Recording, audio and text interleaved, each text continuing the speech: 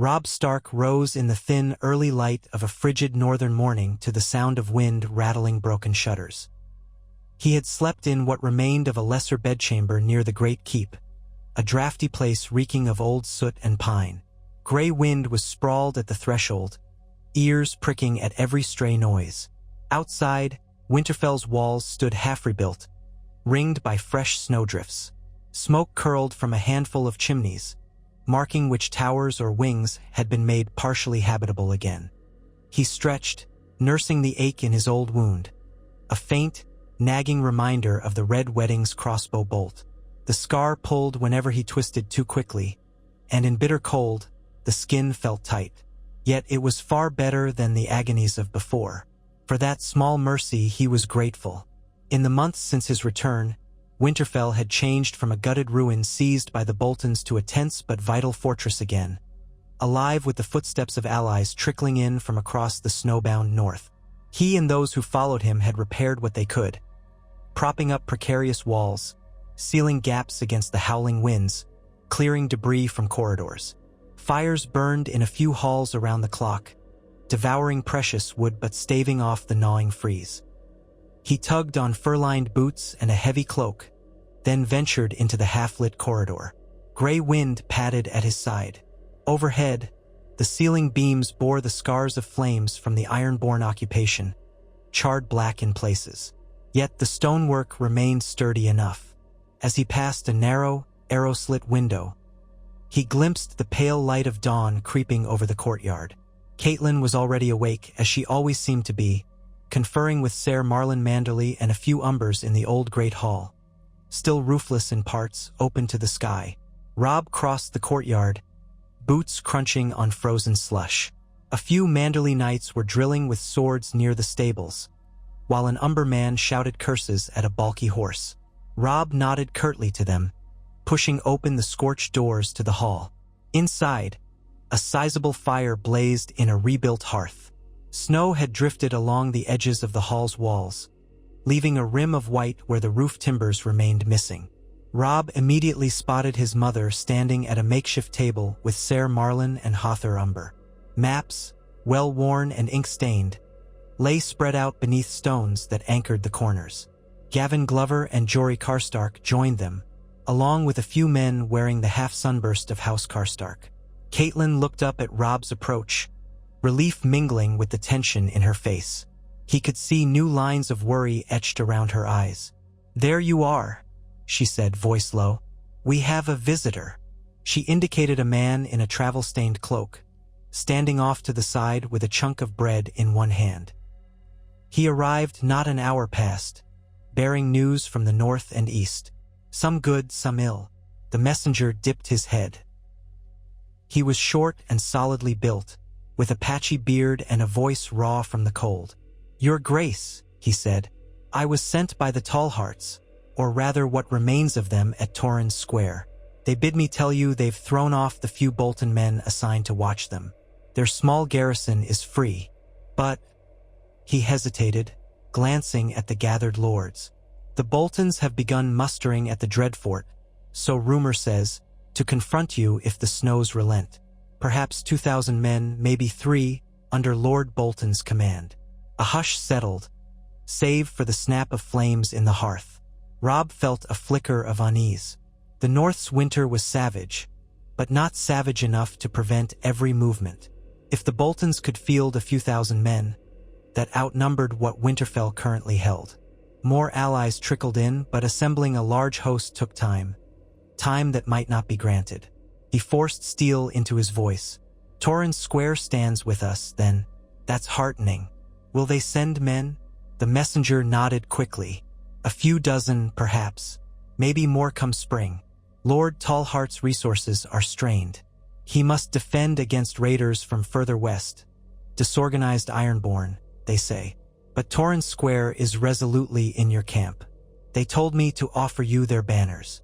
Robb let out a breath, neither fully satisfied nor disappointed.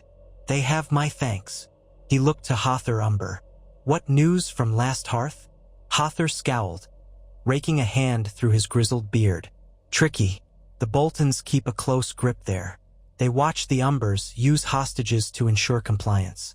I have kin back home forced to bend the knee. His frown deepened. I suspect if they sense Winterfell is truly rising, some Umbers might break free.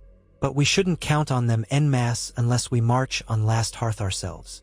Robb nodded, turning to Ser Marlin. And White Harbor, any word of additional forces from your Lord Uncle? Ser Marlin bowed. A raven arrived.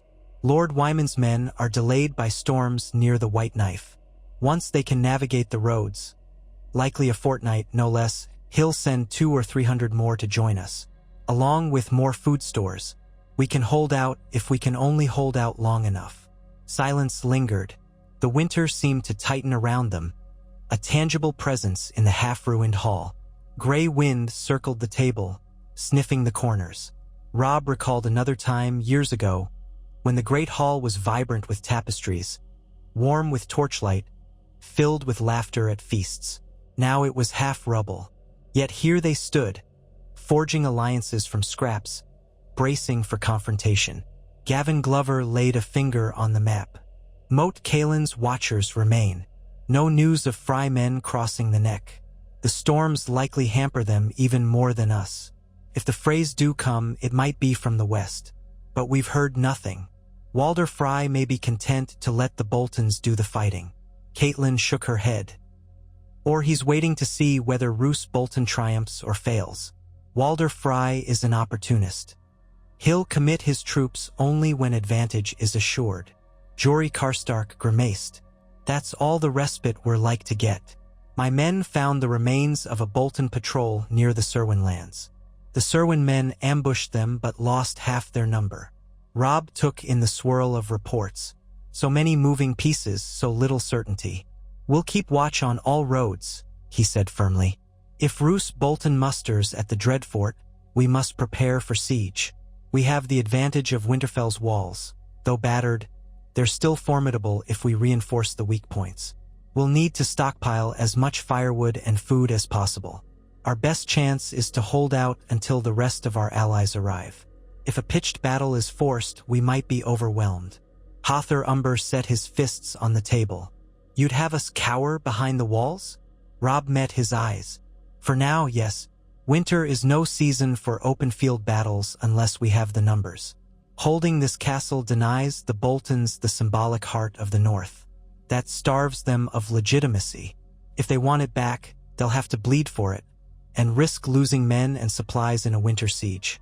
If we sally out prematurely, we risk being crushed.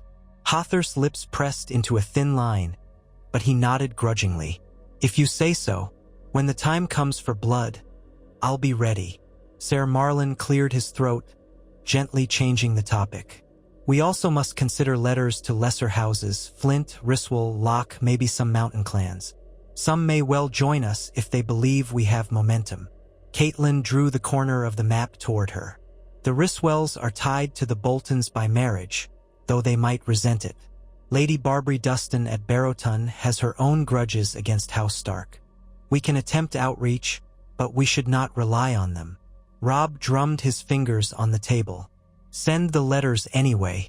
We lose nothing by trying. They continued to discuss logistics until the hearth's fire began to gutter. Men came and went, carrying updates about the blacksmith forging arrowheads, the stablemaster complaining of grain shortages, the new hunts that had brought back a pair of deer. The noon light climbed higher, though the sky remained ashen with the threat of more snow. Robb dismissed them eventually, reminding them all to remain vigilant. He lingered in the hall with Catelyn once the others dispersed, letting gray wind settle at his feet by the remains of a wooden bench. She regarded her son quietly. "You've grown into this, Robb," she said softly. "It feels like it was only yesterday you were a boy trailing after your father in these halls. Now everyone looks to you with such urgency." He gave a tentative smile, though shadows haunted his eyes. "A part of me still feels like that boy, wishing father were here to lead us. But the truth is, we have no choice. If we let fear rule us, the Boltons will gut this kingdom." The red wedding was only the start. She reached out and squeezed his hand. "You're doing well. They trust you. Now let us hope the storms keep the Boltons at bay until we are ready." That afternoon, Robb and a handful of guards patrolled the ramparts, surveying the white expanses that stretched beyond Winterfell's broken towers. Snow whirled across the open fields. Drifts piled high against the outer curtain walls, some as tall as a man's chest. Repairs had been made. Timber palisades and sharpened stakes hammered into the ground. Archers patrolled with watchful eyes. He paused at a vantage overlooking the old gatehouse, partially collapsed during the Ironborn's occupation.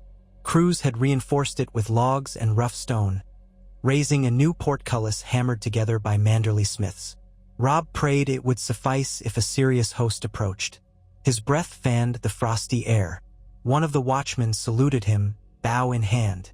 "Quiet so far, your grace," the man said. "Naught but wind and crows. Keep at it."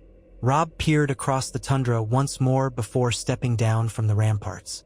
As he did, he found himself recalling how Summer and Shaggy Dog, Bran and Rickon's wolves, once roamed these battlements. The memory stabbed him. 2 of his younger brothers were presumably gone, murdered by Theon or his lackeys, though rumors sometimes whispered they'd escaped. How he wished that rumor were true. He shook away the ache and returned inside. There was too much to do for him to dwell on the losses. Winterfell needed leadership, needed him to be strong. In the days that followed, the routine of fortifying, scouting, and rationing became an unending cycle.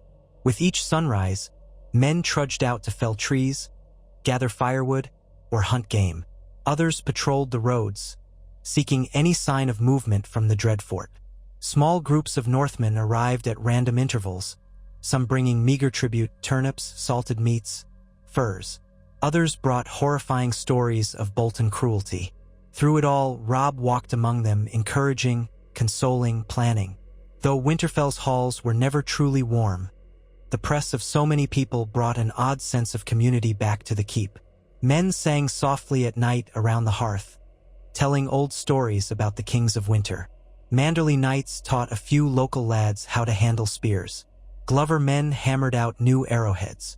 Slowly, the castle felt less like a ruin and more like the seat of a rising rebellion. At last, the first real promise of reinforcements arrived under a cloudless sky nearly a fortnight later. Scouts from the east reported glimpsing riders, many riders, approaching along the White Knife's route. Within hours, horns sounded from Winterfell's gate, calling Robb and his captains out to meet them. Men scrambled to vantage points, unsure if it might be a Bolton force. But then one of the watchers shouted the cry, "They bear the merman! House Manderly!" Robb, Catelyn, and a throng of lords and knights hurried down to the courtyard. The gates swung open. A column of riders clattered in, some on horseback, others leading wagons. At their head was Wyman Manderly himself, or so it first appeared, but Robb quickly saw that it was a younger man with a thick belly, bearing the look of the Manderly line. Marlon Manderly, the nephew, rushed forward. "Cousin Wylis?" he called. "Aye, it's me," boomed the lead rider, a man with thinning hair and a broad, ruddy face. "But I bring the best news. Lord Wyman comes behind with more men." He had to halt for the crossing of the White Knife. "The ice is thick, but we needed to be certain. I rode ahead with these 100. Another few hundred come within the week, if the road holds. And behind them, supply wagons." A cheer arose from within the courtyard, and Robb felt genuine relief. Wylis Manderly was Lord Wyman's son, an experienced commander who had once served in the War of the Five Kings before being captured. "Winterfell welcomes you," Robb said, stepping forward. "We're grateful for House Manderly's loyalty." Wylis dismounted with a groan, patting his horse's flank. "You don't know half our loyalty, your grace. The Boltons threatened us with ruin, tried to turn us against you. Father played the game to keep them appeased, but we never forgot. This day is long overdue." He sank to one knee in the slushy snow, one hand on his sword hilt. "In my father's name, I pledge White Harbor's full strength to you, Robb Stark, King in the North." Behind him, 100 voices echoed the pledge, knights and men-at-arms bowing heads in unison. Robb felt a swell of emotion. He clasped Wylis's forearm. "Rise, my lord. We have much work ahead. The Boltons muster. They'll bring war soon enough." Rising with a grunt, Wylis nodded. "Let them come. We're well fed and ready for a fight. We brought dried fish, barley, onions, salted beef. Enough for months if rationed carefully." Catelyn exhaled in gratitude. "That will save lives here. We've been rationing dangerously." The new arrivals settled in quickly, adding to the bustle. It was no small feat, finding quarters for everyone. Some pitched tents in the courtyard or commandeered partially roofless towers. Others volunteered to sleep near the stables or in the cellars.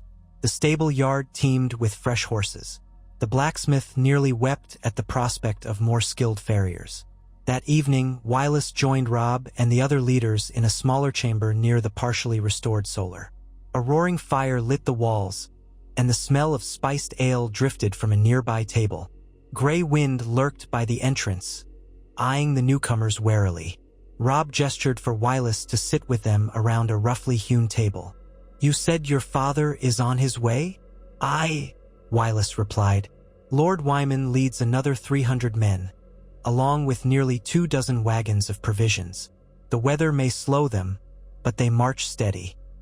With them come a few knights from the south, Sellswords who found service in White Harbor, presumably once they realized the Lannisters don't pay as well these days." Catelyn folded her hands, thinking carefully. "So we could see 500 from House Manderly alone by the time your father arrives?" Wylis shrugged. "Potentially. Some men must remain to defend White Harbor, but we brought as many as we dared." Hother Umber leaned forward, eyes gleaming. "That's more like it. With the Umbers I have here, plus the men from Glover and Karstark, we might match the Boltons if it comes to open battle." Ser Marlon Manderly tapped a finger on the table. "But only if the Boltons don't get reinforcements from the Freys or from any holdouts, and only if we can keep them from starving us out. A siege can turn quickly if they block resupply." Wylis chuckled. "They'll have a devil of a time blocking us in this weather. There are back roads, hidden paths, not to mention the possibility of new snows. As long as we hold Winterfell, we can hamper any siege lines with raids." Robb nodded in agreement. "We need to be smart. Bolton still outnumbers us overall, and he's cunning. But now we have the advantage of time and a well-defended seat. We must fortify further. We'll keep scouting the roads in all directions. And if the opportunity arises to draw more houses to our side, Houses Ryswell, Locke, or the Mountain clans, we must do so." The council spent hours debating strategies for the inevitable confrontation with Roose Bolton. Some argued for a preemptive strike toward the Dreadfort, but others feared a trap in those harsh terrains. They settled on caution. Hold Winterfell, build strength. Lure any Bolton armies into an unfavorable siege or a pitched battle near the castle's walls. Wylis then shared something else that brought silence to the table. "There's a rumor from the south, floating among traders and travelers.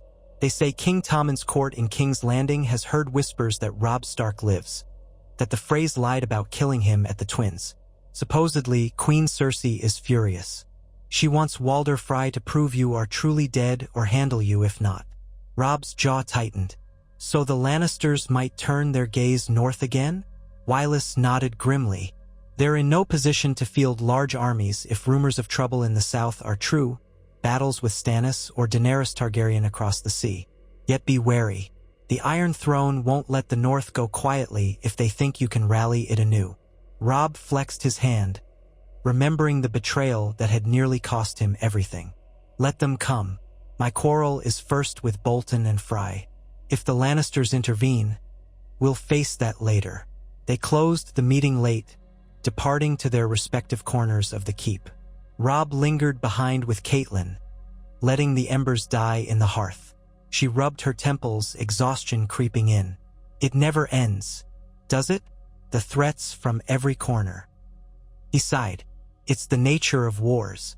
We can only handle them one at a time." "Promise me you won't overreach," she said gently. "Your father believed in measured steps, never chasing glories or risking men needlessly. I see your ambition, your anger. I understand it, but we must not let the North bleed again." He placed a hand over hers. "I'll remember. If we can drive out the Boltons, I'd see the North at peace, not at endless war with the Crown. If the Iron Throne tries to crush us, we'll decide then how to respond. But I'd rather see us independent, or at least safe, than engaged in more of these butchering battles." She managed a faint smile, the flicker of candlelight dancing on her weary face. "Then let's endure one day at a time." Word spread swiftly of the fresh Manderly arrivals. Morale soared. More hunts ventured into the woodlands around Winterfell, aided by Manderly scouts who brought fresh hounds. The game was thin, but occasionally they returned with a boar or a brace of hares. The newly arrived wagons stocked the larders with fish and grain. Tents sprang up outside the broken walls for the soldiers who couldn't fit within. On the second morning after Wylis's arrival, a crisp dawn found Robb leading a patrol of riders beyond Winterfell's immediate vicinity. He had spent too long in the castle, he felt. If the Boltons approached, he wanted an early warning. Hother Umber, Jory Karstark, and a dozen men accompanied him, along with Grey Wind bounding beside the horses. The sun glistened on an expanse of untouched snow, fields that might once have been farmland in warmer seasons. They rode in a staggered line, scanning for tracks. The men spoke sparingly, their breath steaming. At times, they skirted stands of pines or birches. Robb's eyes flicked warily at every shape in the distance, half expecting to see Bolton scouts cresting a ridge. At mid-morning, they discovered a small hamlet nestled by a frozen stream. Smoke rose from two chim. Eyes no more. The rest of the huts looked abandoned. Roofs caved under the weight of snow. Robb signaled a cautious approach. Grey Wind went on ahead, sniffing. Jory Karstark dismounted, approaching one of the huts. An old woman emerged from behind a leaning door, wrinkled face pinched by cold. She stared at them with wide eyes, hugging a ragged shawl around her shoulders. "My lords," she croaked, "are you the ones from Winterfell?" Robb dismounted, pulling back his hood. "Yes, we're from Winterfell, King Robb Stark." The woman's gaze flickered to his face, then to Grey Wind. Surprise and a hint of awe crossed her features. "They said the young wolf was dead." "Not quite," he said softly. "We've retaken Winterfell. You'll have no more from House Bolton here." She swallowed. "We have little left. Their men came, took what they wished, killed 2 of my neighbors for refusing to part with their last grain. Only me and my nephew remain. We never believed you were truly gone." Grey Wind sniffed around her ankles, then moved aside. Robb studied the woman with compassion. "You shouldn't stay here alone. Pack your belongings. Come to Winterfell if you can. We have food and a measure of protection." A tear slipped down her wrinkled cheek. "Bless you, my lord. We'll do so soon if we can walk. My nephew's lame from a wound, but we'll try." Robb signaled Jory Karstark and Hother Umber, who swiftly rummaged through their saddle packs, leaving some dried fish and a few bandages with the woman. She thanked them profusely. They departed soon after, hearts heavy with the knowledge that such suffering repeated across the north. An hour's ride beyond, they spotted wolf tracks in the snow, likely a wild pack. Grey Wind sniffed them excitedly, but Robb recalled old Nan's stories of direwolves returning in times of great portents. He wondered if it might be more than normal wolves. The land felt restless, full of old ghosts. Their patrol turned back by midday, no sign of Bolton outriders. They returned to Winterfell under a bright but chill sky, where they reported what they'd seen to Wylis Manderly and Caitlin. She arranged for a small party with a sled to go fetch the old woman and her nephew, bringing them to the castle. Small acts of mercy that might, in time, rebuild faith. So it went for many days.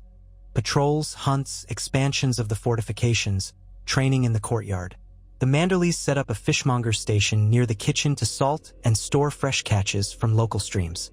The Umbers assisted with carting in pine logs for winter fuel. Glover men practiced archery in the yard. A sense of guarded optimism took root. Yet one evening, a messenger from the Dreadfort found his way to Winterfell, escorted by 2 Umbers who'd intercepted him on the road. He was a lanky fellow, pale with fear, wearing Bolton colors. They brought him to Robb in the half-ruined Solar, flanked by Catelyn and a knot of northern lords.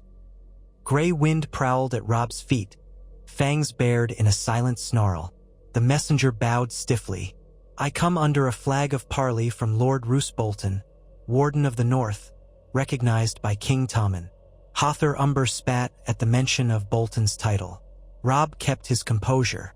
"Say what you will." The messenger drew out a crumpled parchment. His voice quivered as he read. "Lord Bolton summons Robb Stark, the so-called king in the north, to yield Winterfell forthwith. In recognition of past alliances, and in the name of King Tommen, mercy is offered if Robb Stark and his mother pledge fealty, disband their forces, and surrender those who have borne arms against the crown. If they refuse, Lord Bolton warns that punishment shall be swift and merciless. Winterfell shall be retaken by force." He finished, trembling slightly under the collected stares.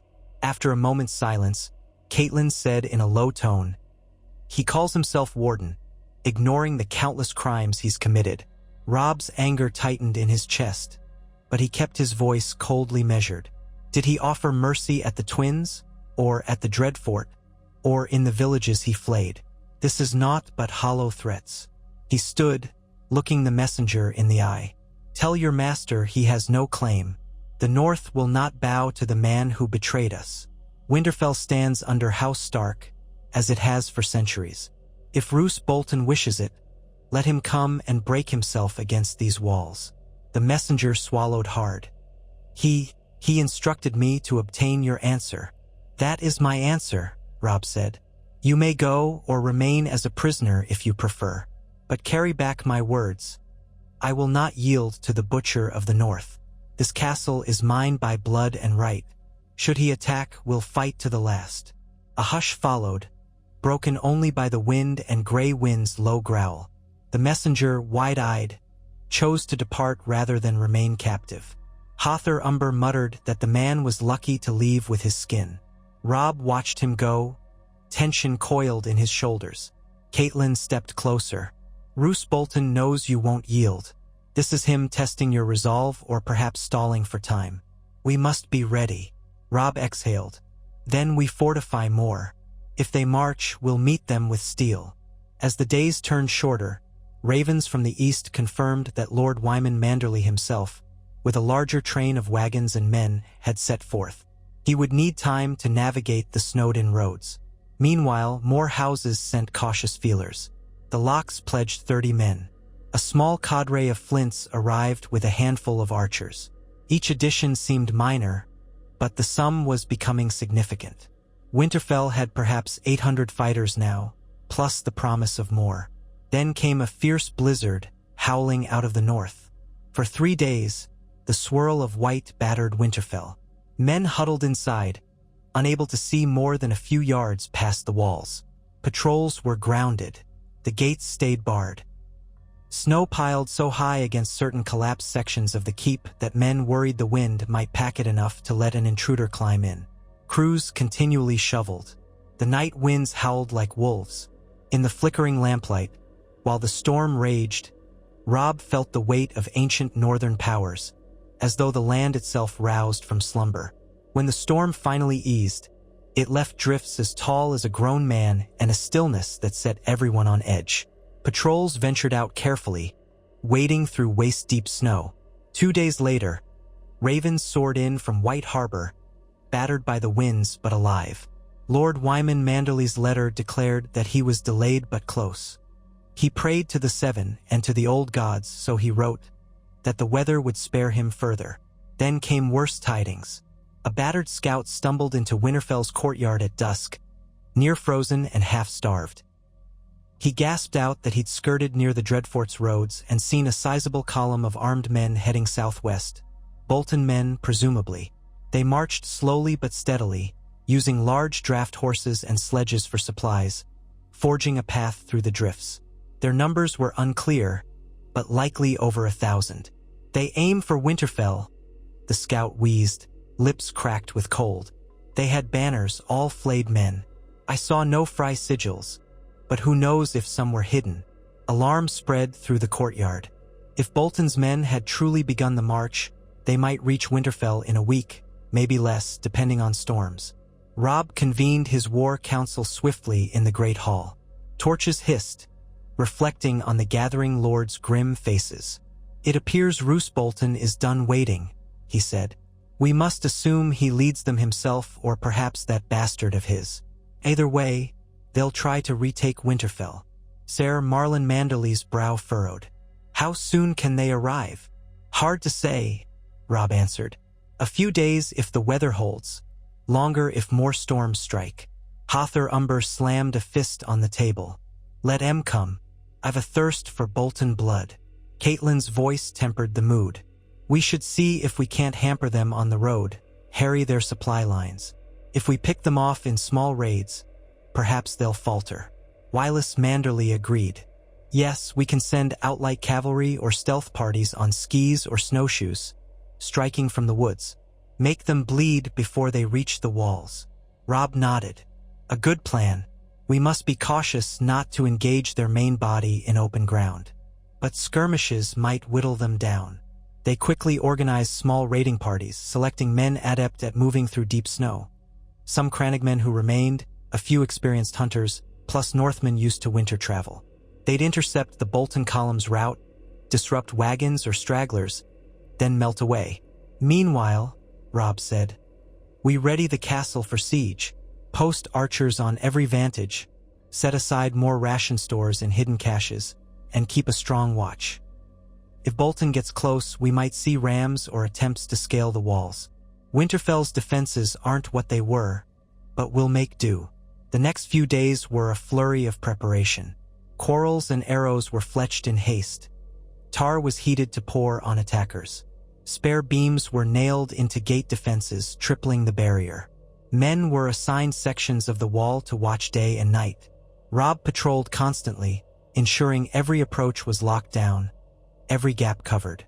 The battered solar served as a command post with maps pinned to tables.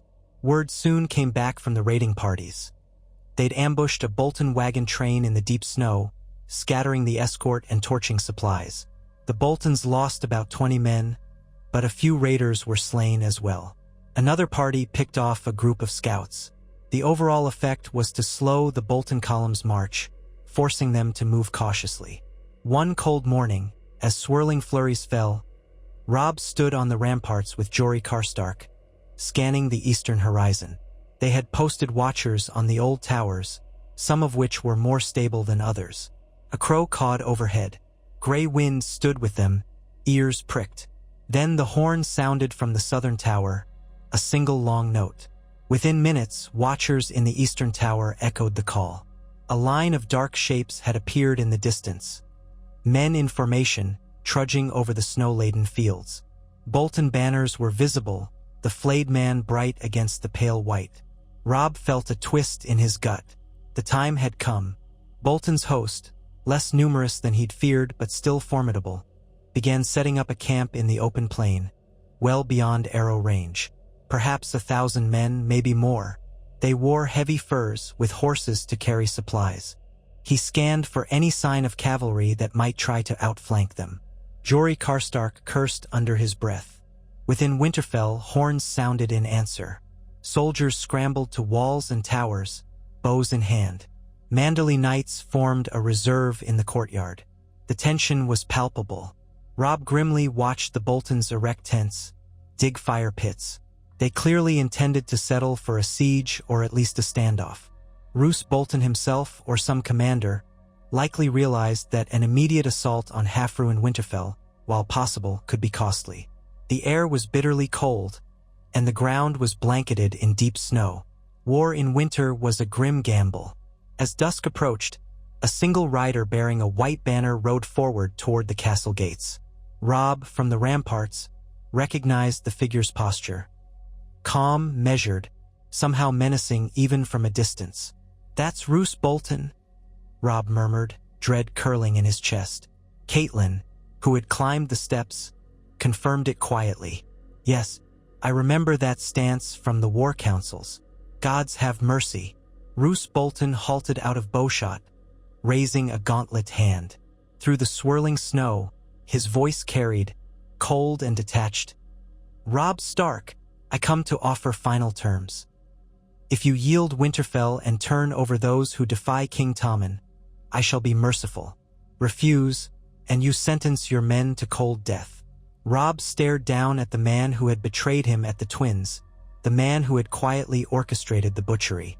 Old fury stirred, but he kept his voice steady. "There's no yielding, Lord Bolton. This is the seat of House Stark. You can wage your siege, or come and die on our walls. The choice is yours." Bolton's pale eyes flickered with a trace of amusement or scorn.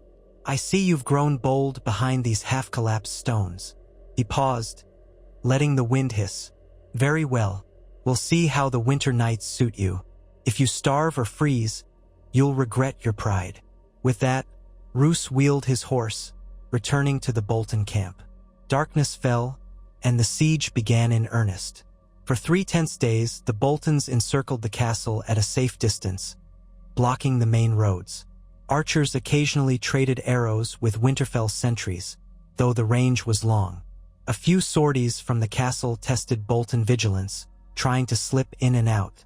Some succeeded in sniping a guard post or setting a small fire in the enemy camp, but the Boltons responded swiftly, driving them off with crossbows.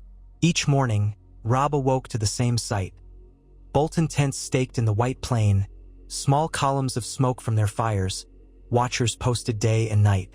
The demands for surrender continued, though none expected a different answer. Then, on the 4th night, disaster struck.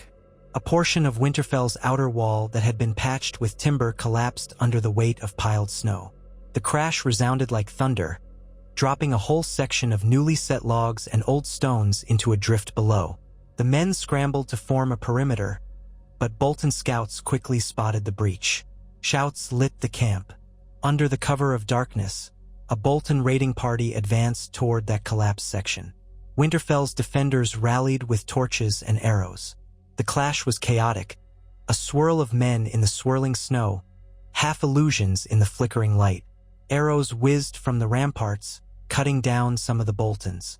A handful reached the breach, only to be met by Manderly knights with spears. Blood spattered the snow. Robb himself rushed to the site, sword in hand, gray wind snarling. He found a line of Bolton men locked in combat with the Manderly knights. He joined the fray without hesitation, parrying a spear thrust as gray wind leapt at another soldier's throat. The stink of sweat and fear mingled with the wintry air. One Bolton soldier recognized Robb, perhaps by the direwolf or his stance, and lunged, spitting a curse about traitors. Robb deflected the blow, hammered the man's shield aside, and drove his sword under the soldier's arm. The soldier collapsed with a choking gurgle. A Manderly man roared at Robb. "Behind you!" Robb spun. Another Bolton soldier aimed a mace at his head. Robb barely raised his shield in time, feeling the jarring impact. He staggered, the wound at his side flaring. Before the soldier could strike again, an Umber axeman tackled him from behind, burying an axe in his back. Within minutes, the defenders forced the Boltons back from the breach. The enemy retreated into the darkness, leaving bodies behind. Robb's men quickly set about piling rubble and barrels to block the gap, forming a crude barricade. Shaken but alive, Robb withdrew to the courtyard with gray wind at his side, blood staining the wolf's muzzle.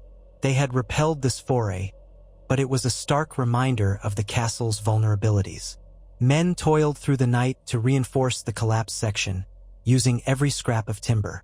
Archers kept vigilant watch. Robb washed the blood from his sword in a basin of half-frozen water, listening to the groans of the wounded. Come morning, Roose Bolton's forces resumed their watch, not attempting another assault immediately. Perhaps they tested the castle's weakness or hoped to sow panic. As days passed, the siege settled into a grim stalemate. The Boltons maintained their lines, but the cold bit at them as harshly as it did the defenders. Some nights, the temperature plummeted so low that torches froze to their sconces, and a man's breath crystallized on his beard. Inside Winterfell, rations were carefully managed. Manderly's barrels of salted fish and onions were opened. Bread was rationed, though the meager supply of flour meant not everyone got a daily portion. Hunters occasionally risked climbing out of the postern gates at night, seeking deer or rabbits in the dark forest. The iron discipline Robb imposed kept morale from crumbling. He reminded them all that help was on the way. Lord Wyman Manderly's main force, or possibly more Umbers, or even an alliance from the scattered houses. Meanwhile, the Bolton camp likewise endured hardships. Scouts reported that disease and frostbite were taking a toll. Sporadic skirmishes flared, especially when roving bandits or outriders attempted to strike from behind the Bolton lines. Some rumored that lords from other parts of the north were harassing the supply wagons. Yet each day, the siege dragged on, threatening to starve Winterfell as well.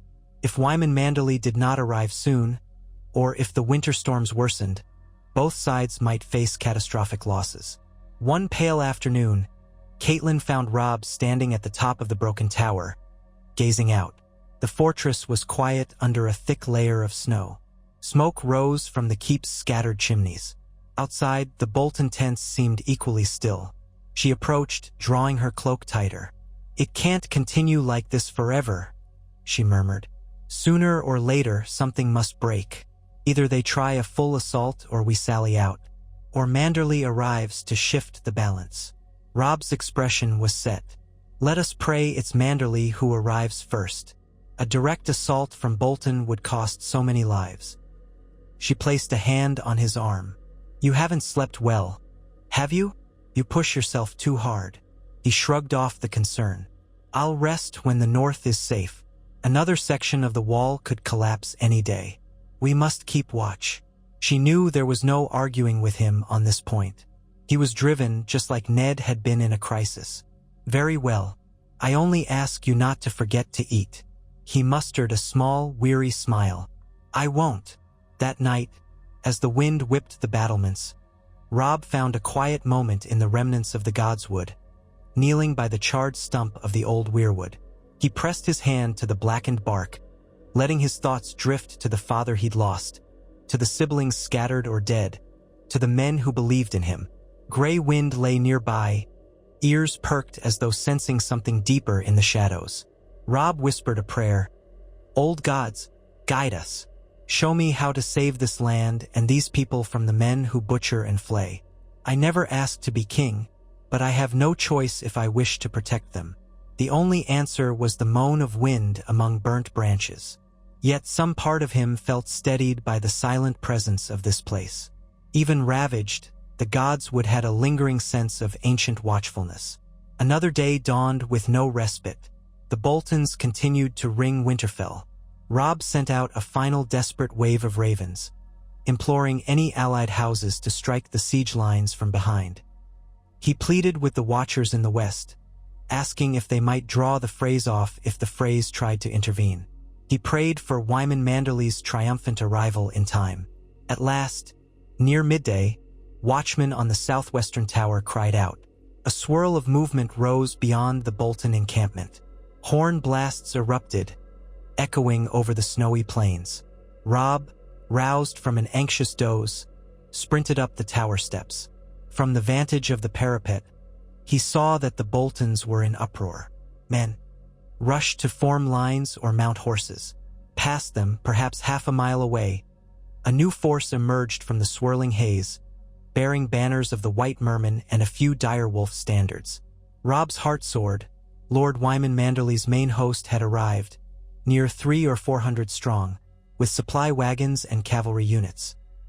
He recognized the broad figure at the forefront, Wyman Manderly himself in glimmering armor made large for his girth. But Roose Bolton responded with chilling efficiency. His men formed ranks, some turning to meet Manderly's approach while still keeping watch on Winterfell. From the walls, Robb caught glimpses of a standoff. Manderly's riders advanced, trumpets sounding, while Bolton's foot soldiers planted spears. Arrows hissed across the gap. Men fell. Then, with a roar, the Manderly cavalry charged, seeking to break Bolton's lines. The clash was brutal, half lost in the flurry of snow. Robb could see shapes colliding. Horses reared, men toppled. The Bolton lines bent but didn't break. Roose Bolton, presumably at the center of his host, committed reserves.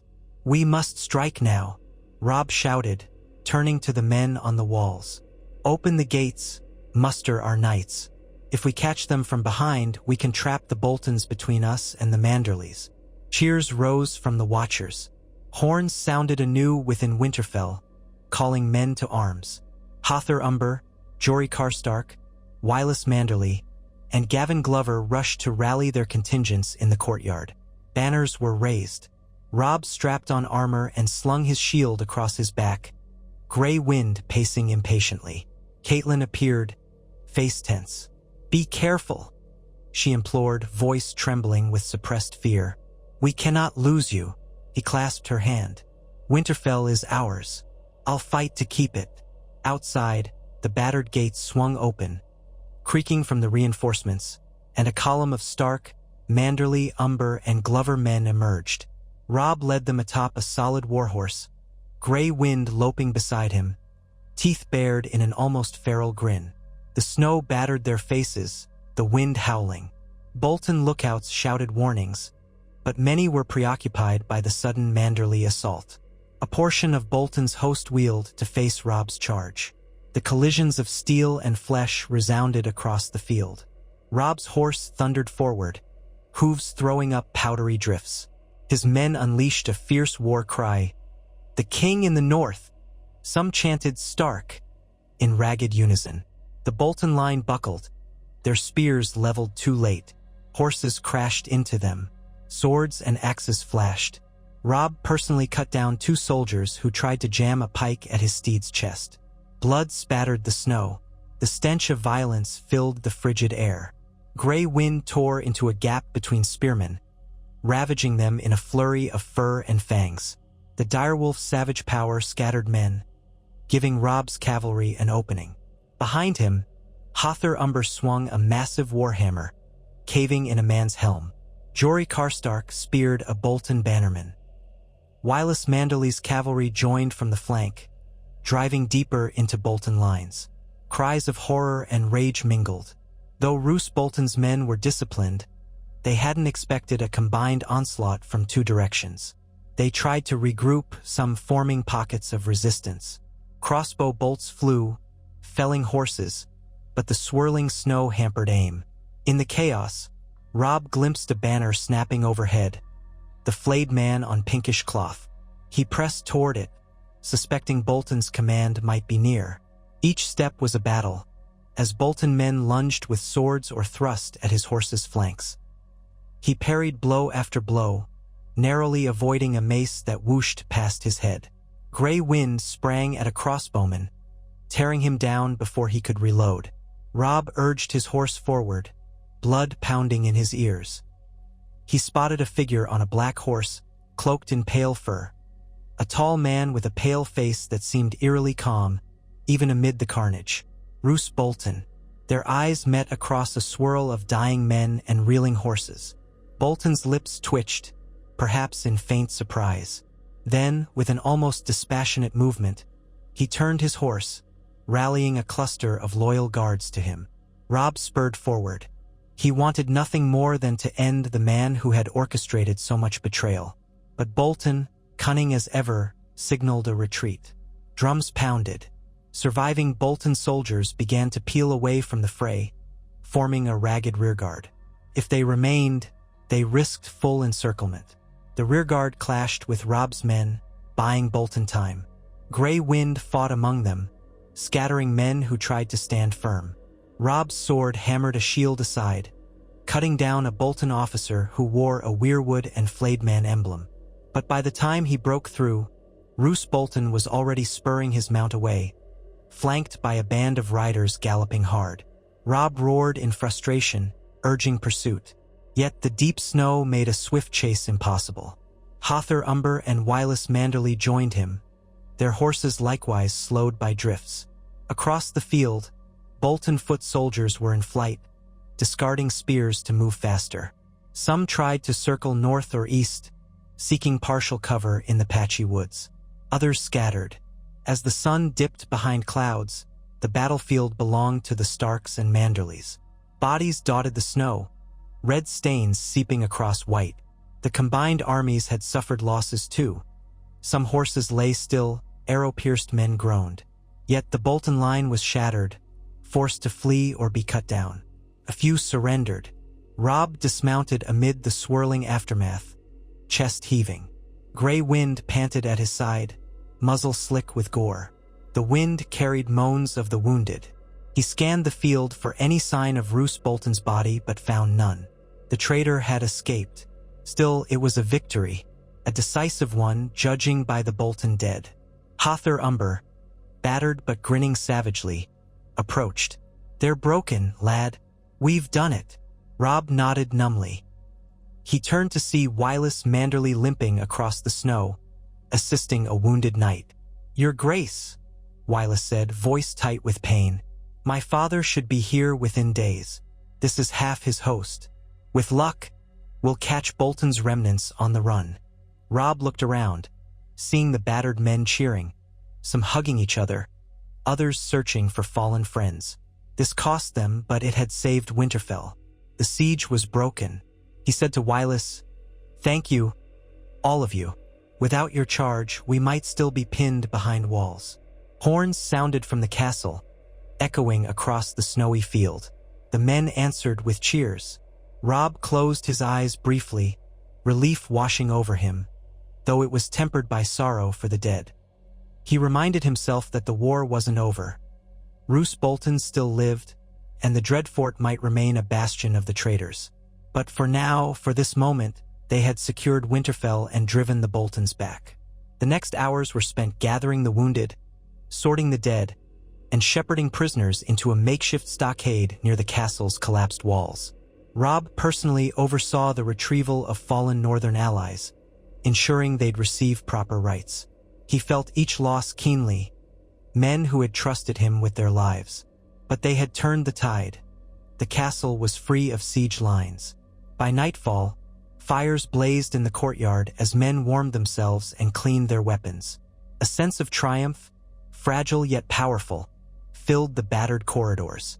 Catelyn greeted Robb with tears of relief and sorrow, pressing her forehead to his. "You did it," she whispered. "Winterfell stands." He embraced her, exhaustion weighing him down. "For now," he said softly, "we'll see what Bolton does next. But he'll think twice before facing us head-on again." In the days that followed, Lord Wyman Manderly arrived in all his bulk and boisterous cheer, bringing more wagons and men. He roared with approval at hearing how his son and Robb had routed the Bolton siege. "They'll not soon trouble Winterfell again," he declared, feasting that night on salted cod and onions in the great hall. Music thrummed from a few surviving fiddlers, though the roof overhead was open to the sky. Men danced among the shadows of ruin, joy mingling with the ever-present sorrow of war. Robb sat at the high table, gray wind at his feet, letting the waves of relief swirl around him. He pictured Ned Stark's face, how proud his father would have been to see House Stark endure. But beneath that pride lay the knowledge that the war to cleanse the north of Bolton rule wasn't finished.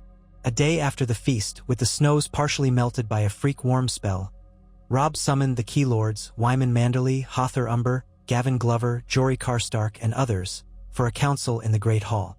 Together, they resolved to press their advantage. "We can't leave the Dreadfort unchallenged," Robb told them. "Roose Bolton licks his wounds, but he will muster again if left unchecked." Wyman Manderly sipped wine from a large cup. "Then let us muster ourselves. We have near 1,000 men fit for battle. With the new arrivals, more. Once we gather additional allies from White Harbor or among the Umbers, we might surpass that." Jory Karstark pointed at the map. "The Dreadfort is formidable, but if we strike from multiple directions, we can cut off its roads and starve them out, or force a direct siege. The real challenge is the cost." Hother Umber snorted. "Any cost is better than letting Bolton remain. After what he's done, flaying men alive, betraying the Starks, no more." Catelyn, standing behind Robb's seat, offered a cautionary note. "We must not overextend. Winter is still upon us. Marching an army to the Dreadfort will be no small feat, yet if we linger too long, Bolton could entrench further. Or he might join forces with the Freys. We risk letting him slip away again." Robb nodded, hand resting on Grey Wind's flank. Then we gather as many men as we can spare. We leave a strong garrison at Winterfell, but lead a host north and east. The lands around the Dreadfort are bleak, but we can move along the main roads if they're not too buried in snow. We'll strike swiftly, before Bolton recovers. Wyman Manderly and Hother Umber agreed vehemently, thirsting to finish the traitor. Plans crystallized. In a week's time, enough to bury the dead, treat the wounded, and reorganize, they would march. The route would be chosen based on the best intelligence from scouts and local guides. They would carry limited baggage, relying on swifter travel. Thus, with the siege lifted and momentum on their side, Robb Stark prepared for the next step in reclaiming the north. House Bolton had been driven from Winterfell, but so long as the Dreadfort stood under that dreaded flayed man banner, the realm could not know true peace. On the final day before the march, Robb walked the halls of Winterfell, taking stock of the battered keep he had fought so hard to hold. He paused in the old armory, where newly forged arrowheads and spears lined the racks. He visited the library tower, still half collapsed, where a handful of men toiled to salvage old records.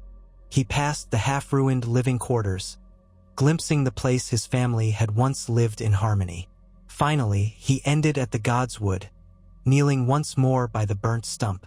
The snow around it had receded slightly, revealing blackened roots. A faint trickle of spring water bubbled from beneath the stump, warmed by the hot springs that once kept Winterfell mild in winter. He murmured a quiet vow. "Father, watch over me. The wolves of Winterfell have come home. I'll see it through, until the Boltons are gone and the north is free again." Grey Wind pressed close, his fur brushing Robb's shoulder. The direwolf's presence was a comfort, a reminder that House Stark yet endured.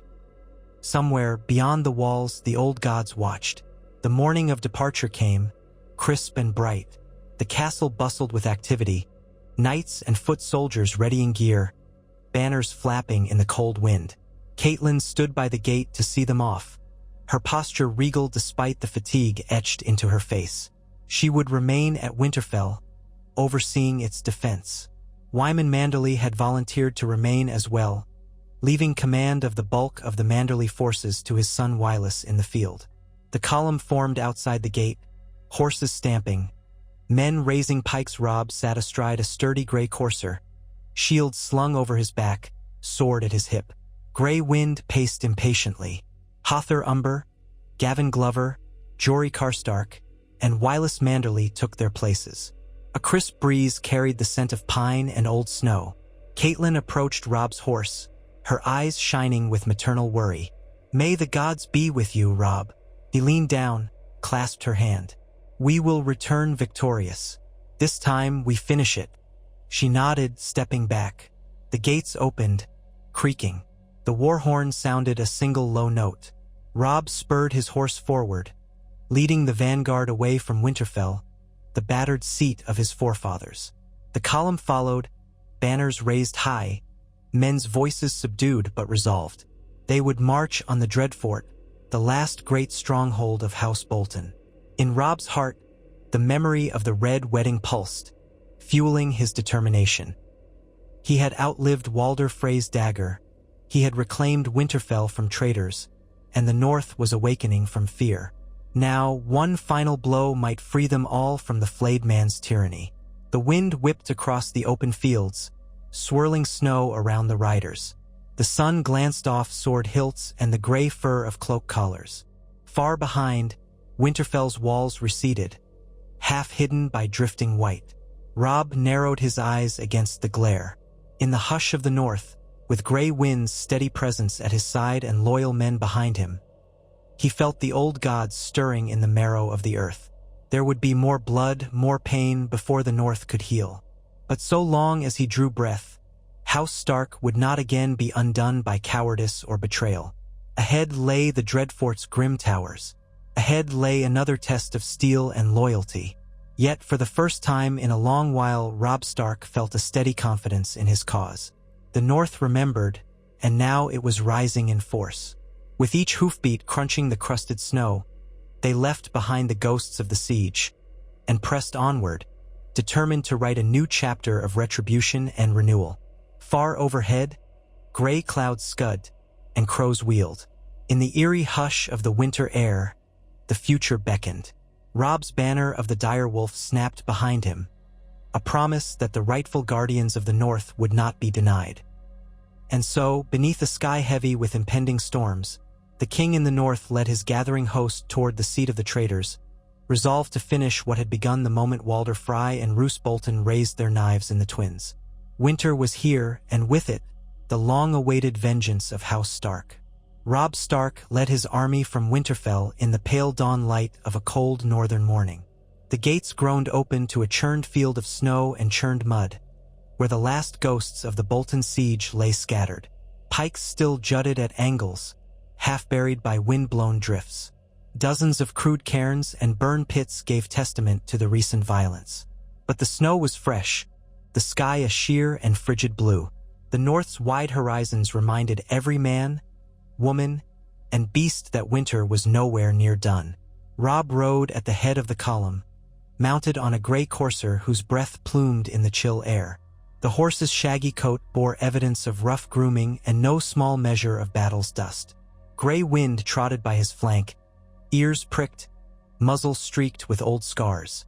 The dire wolf had spent the night pacing near the stables, eager for movement. Now, free of the siege, he watched the horizon as though he could smell the next battle beyond the ridgelines of snow. At Robb's right rode Hother Umber, the grizzled warrior from Last Hearth with a face weathered by wind and a coarse beard dusted by white. He sat on a stocky mare better suited for harsh terrain than pageantry. Over threadbare furs, Hother wore partial plate, dented but serviceable. At Robb's left rode Wylus Manderly, newly arrived from White Harbor with some 300 fighting men of his own. Wylus was broad of shoulder and belly, well past his youth, but carrying an earnest resolve. Behind them stretched a winding procession. Umbers, Glovers, Karstarks, Manderlys, plus scattered knights and footmen from smaller houses who had pledged to House Stark over the last weeks. They numbered, by best count, near 800 fit for battle, not counting those left to garrison Winterfell. The plan was bold, to march northeast toward the Dreadfort, seat of House Bolton, and challenge the last bastion of traitors who had once sought to extinguish the Stark line altogether. Since recapturing Winterfell and repelling Roose Bolton's siege, Robb and his allies had agreed they could not endure a drawn-out stalemate. Roose would gather fresh strength, or might even entice the Freys to join in a renewed assault. Better to strike first, while momentum favored the Starks.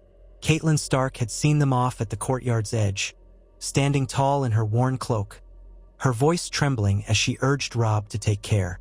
Though he wished she could remain by his side, they had agreed her presence at Winterfell was essential. The castle needed a steady guardian, someone the common folk would trust, someone who could oversee the incoming supplies and watch for any unexpected attacks. She had, at the last, pressed her forehead to Robb's in a quiet farewell. Now that Winterfell's towers lay behind him, partially shrouded by swirling snow, Robb could almost feel his father's spirit at his shoulder. Eddard Stark had always urged caution, compassion, and a devotion to justice. Robb hoped he would do the old man proud. He had not asked to become king in the North, nor to face betrayal at every turn. But the North needed him, and he would not flinch. They marched slowly, for the roads were deep with drifts, and the nights viciously cold. When the sun rose higher, it revealed a sky of endless gray and white. On the first day, they passed abandoned farmsteads, battered by weather and war. Crows took wing from shattered roof beams as the column plodded by.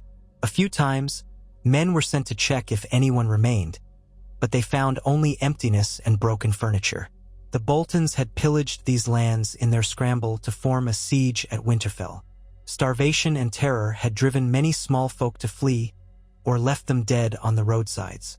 Wylus Manderly cursed quietly at each sign of destruction. "This is what Roose Bolton does to his own. I'd heard tales of flayings and forced levies, but—" He trailed off, eyeing a charred barn half-collapsed under the snow. No one needed to ask what fate the farmers had met. "We'll restore what we can," Robb promised. Once Bolton is defeated for good, the North can heal. But first, let's see that he never rears his banner again. That afternoon, they made only modest progress. The snow lay thick atop ice, slowing wagons loaded with tents, provisions, and the minimal siege equipment they dared to haul. Each wagon was drawn by heavy northern horses used to rough conditions. Even so, more than once, wheels spun helplessly as axles sank. Soldiers had to dig with shovels or pry with poles. Gray Wind sometimes trotted around impatiently, jaws parted in a panting grin. The direwolf thrived in the winter wilderness. Despite these challenges, morale held. The men believed in Robb Stark, believed they were riding to end the Boltons' treachery once, and, for all, they joked grimly about finding the Dreadfort's gates barred with flayed skins, but also shared excitement at the notion of storming the Red Walls. Word of how they had driven off the Bolton siege at Winterfell circulated among the ranks, fueling pride and grit. They established their first night's camp by the lee of a wooded hill, where a stand of pines offered some shelter from the wind. Pickets were set in a wide ring to guard against possible ambush. Fires glowed among the trees, reflecting on the men's drawn faces. Smoke trailed upward to a starless, overcast sky. Robb made his rounds, speaking with small knots of soldiers, offering encouragement. He told them to keep their spirits, for these first days would be the hardest. In time, they might find more solid roads near the river. Most accepted his words with nods or quiet eyes. No one was naive about winter warfare. It was punishing, but it was also a great equalizer, and the Boltons would suffer no less. Through that first night, the wind scoured the camp. Wolves howled in the distance. Robb slept lightly under heavy furs in a small tent near the center of the encampment. His sword by his side, Gray Wind curled at his feet. Dreams of the Red Wedding flickered, crossbow bolts, the twisted grin of Walder Frey. He woke before dawn, sweating despite the cold. When morning broke, they resumed the march. The next stretch took them along a half-ruined track that once connected Winterfell to smaller holdfasts in the northeast. The ground was a mix of ice and snowdrifts, but at least the land was flatter. Hunting parties fanned out along the flanks, searching for game. They brought back a single thin deer by midday, along with a handful of rabbits. Far too little for an entire army, but every fresh bite helped. As men rode or trudged forward, the talk turned inevitably to the Dreadfort. Its tall red walls, the rumors of hidden torture chambers, the legends of how House Bolton once wore cloaks of flayed Stark skins. Most had never seen the fortress but knew it by chilling reputation. Robb spent part of that day riding with Hother Umber, conferring about the approach. Hother had traveled these roads in years past and could name small streams or gullies that might prove strategic. "We'll likely see outriders within a day or two," Hother predicted, shading his eyes to scan the horizon. "Bolton will know we're coming once we're close, if he doesn't already. He might dispatch Ramsay and his hunts to ambush us." "Let him try," Robb said, though tension coiled in his gut at the name. Ramsay Snow, now legitimized as Ramsay Bolton, was known for his sadistic hunts, chasing helpless victims with hounds. He had occupied Winterfell briefly before. If that monster still lurked near the Dreadfort, they would need to remain on guard. "We'll keep our outriders spread wide. If we see so much as a Bolton scout, we close in."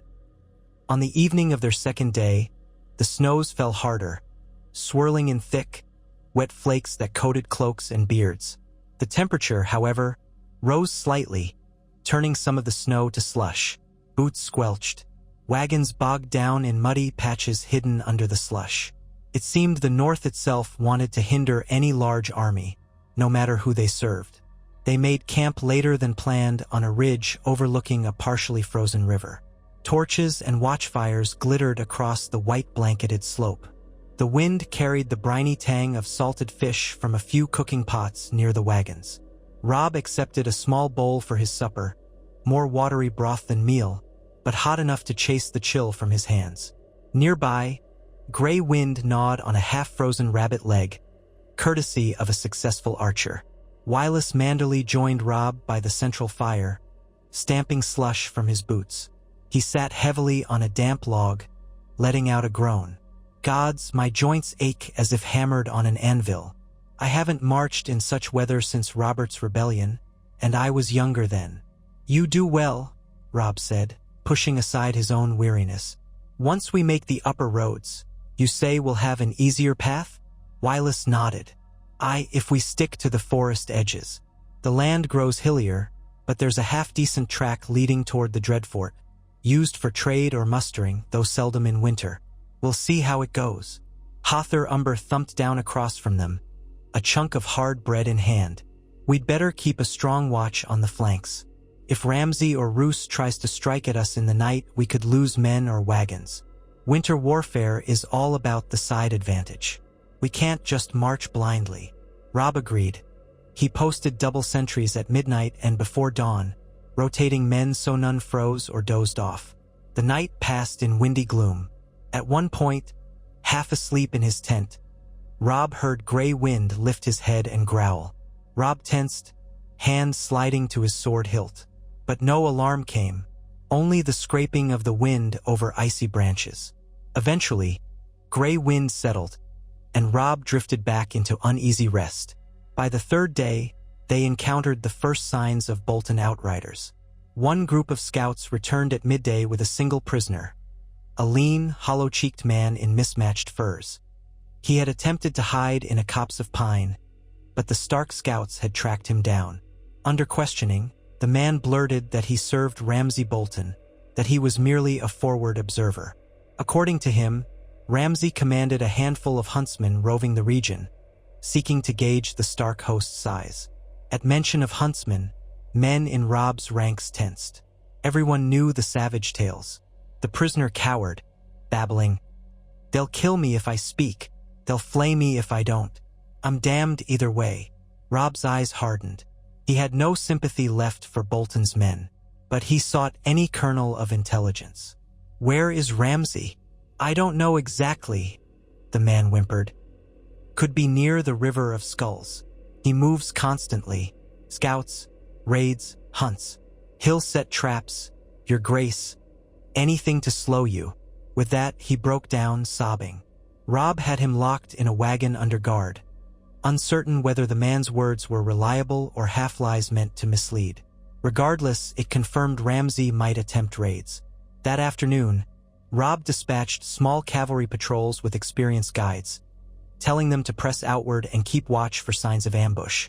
The terrain, however, worked against any large-scale movement. The fields and forests were deep in drifted snow, the roads slick with hidden ice. Another day's march brought them to a broad frozen stream, thick enough to support horses if they stepped carefully. The men tested it with poles, and eventually the entire column crossed. Midway, the ice creaked ominously, prompting many to hurry, but they reached the far bank intact, forging a path through a stand of birches. In the late afternoon, it began to snow again, gentle but insistent. Visibility shrank. Trees loomed in silent ranks on either side. At twilight, horns sounded from the vanguard. Robb spurred his horse forward, heart pounding. Men were forming a half-circle, bows drawn. As he drew near, he saw scattered lumps in the snow. Corpses, men wearing Bolton colors. A few lay with arrows protruding from their backs or sides. Among them was a partially flayed carcass of an animal, some grotesque trophy. The stench rose even in the cold. "Ramsay's handiwork?" Robb asked, dismounting to inspect.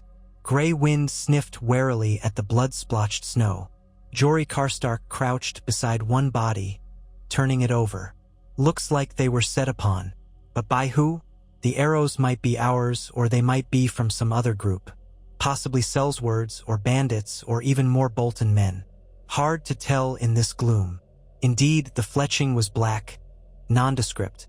The footprints were half filled by fresh snowfall, making it impossible to determine the direction of attack. "This is strange," Robb murmured. The flayed animal was a deer, though Ramsay's hunts typically targeted humans. Could it be some twisted calling card from the bastard of Bolton? Or a ruse? Without certain answers, they pressed on, leaving the scene behind. The men's mood grew somber. Ghost stories about Ramsay abounded. More than one man wondered if he and his huntsmen lurked in the deeper forest, waiting. They camped early that night, forming a tight circle of wagons and tents. Torches burned high, and sentries roamed in pairs. The wind rose, howling among the branches. In Robb's tent, Wireless Manderly, Hother Umber, and a few others conferred over a half-soggy map. They guessed they might be 2 or 3 days from the Dreadfort if the roads improved. "We might arrive from the west, crossing these hills," Hother said, jabbing a thick finger at a blotch on the map. "We'll want to avoid the main approach if we can. Bolton must anticipate that. He might have men posted." Robb nodded. A direct route might let him prepare defenses. But we also need to coordinate so we're not fumbling in unfamiliar terrain. He glanced to Wireless, who had studied the route. "Any knowledge of side roads or local villages we can pass to glean supplies or rest?" Wireless rubbed his chin. "There's a small settlement called Oak Edge, I recall. Probably 3 cottages now, if it's even inhabited. Another place is Squirrel Hill near a frozen lake. Might find some refuge, or Bolton might have burned them. We can try the route in that direction, but it's slower. Steeper hills, more forest." Robb considered swiftly. "Perhaps it's worth a day of hardship if it means we avoid walking into a prepared ambush. Let's do it. We might glean more information from any local survivors, or at least confirm Bolton's presence." They finalized the plan while wind buffeted the tent walls. Another sleepless night passed for many.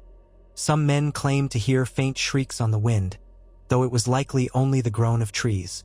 Robb forced himself to snatch a few hours of uneasy rest. Gray Wind dozed lightly, occasionally lifting his head as if sensing a threat. Come dawn, they set off along an old track rumored to lead toward Oak Edge and the wooded hills. The snow was less deep among the taller pines, but the road meandered. The day was gray and hushed, broken only by the creak of wagons and the hiss of boots in snow. A hush of dread seemed to permeate everything, as though the whole forest watched them pass. Around midday, outriders spotted a thin column of smoke rising beyond a ridge. The men approached warily, flanking the area. Through the bare branches, they saw a small cluster of huts, 5 or 6 in total. Some were half-collapsed, roofs caved. A single one still appeared intact, smoke drifting from a crooked chimney. Robb ordered scouts forward with bows. He led a small group, including Gray Wind, to investigate. As they neared, the door of the intact hut opened. Out staggered an old man leaning on a staff, accompanied by a much younger woman who clutched a makeshift spear. Their faces were gaunt with hunger. Robb called out that they meant no harm. At sight of the dire wolf and so many armed men, the pair halted, trembling. "Gods be good," the old man rasped. Are you Starks? We heard rumors of the king in the north." Robb dismounted. "I am Robb Stark. We march against the Dreadfort. Have you seen Bolton men?" At those words, the younger woman's face twisted in fear. She stepped half behind the old man, as though expecting violence. "They came weeks ago," the old man whispered. "Took 2 of our folk. The rest fled or died. No one left but me and my granddaughter. We prayed you'd come. My lord, the bastards' men roam these hills with dogs and whips. We've hidden, living on scraps. They caught folks sometimes, took them away. They come back rarely now, maybe once a fortnight. You must be wary." Robb felt a surge of anger. "We'll deal with them. You 2 can't stay here. Join our camp if you wish. We have some food." They didn't have much, but enough to spare for a pair of starving peasants. The old man broke down, tears freezing on his leathery cheeks. The granddaughter stared at Robb with wide eyes, scarcely believing. Soon, Wireless Manderly arranged a small sled for them. The pair revealed that the next stretch of road cut through rocky defile, perfect for ambush. "Watch for shadows in the pines," the old man warned. "They lurk. They watch." That afternoon, the column advanced carefully into the higher ground, flanked by pines thick with snow. Scouts combed each ridge, watchers scanned the branches. Occasionally, they spied tracks in the snow, some animal, some man. Once, A forward patrol glimpsed shapes vanishing among the trees, but no attack came. The tension mounted with every mile. Close to sunset, as the sky dulled to iron gray, horns blasted from the vanguard. Robb raced forward, heart pounding. He topped a small rise to see a scene of chaos.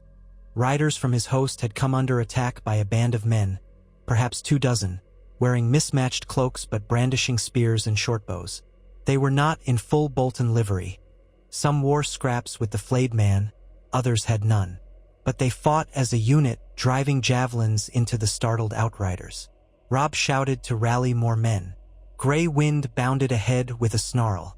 Archers from Robb's side loosed arrows into the swirling snow.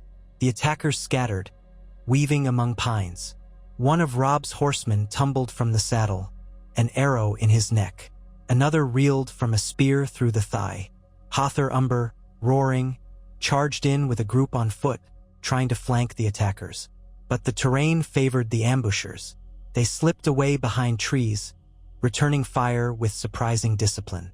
A figure in battered mail led them, tall and lean, face swathed in a scarf.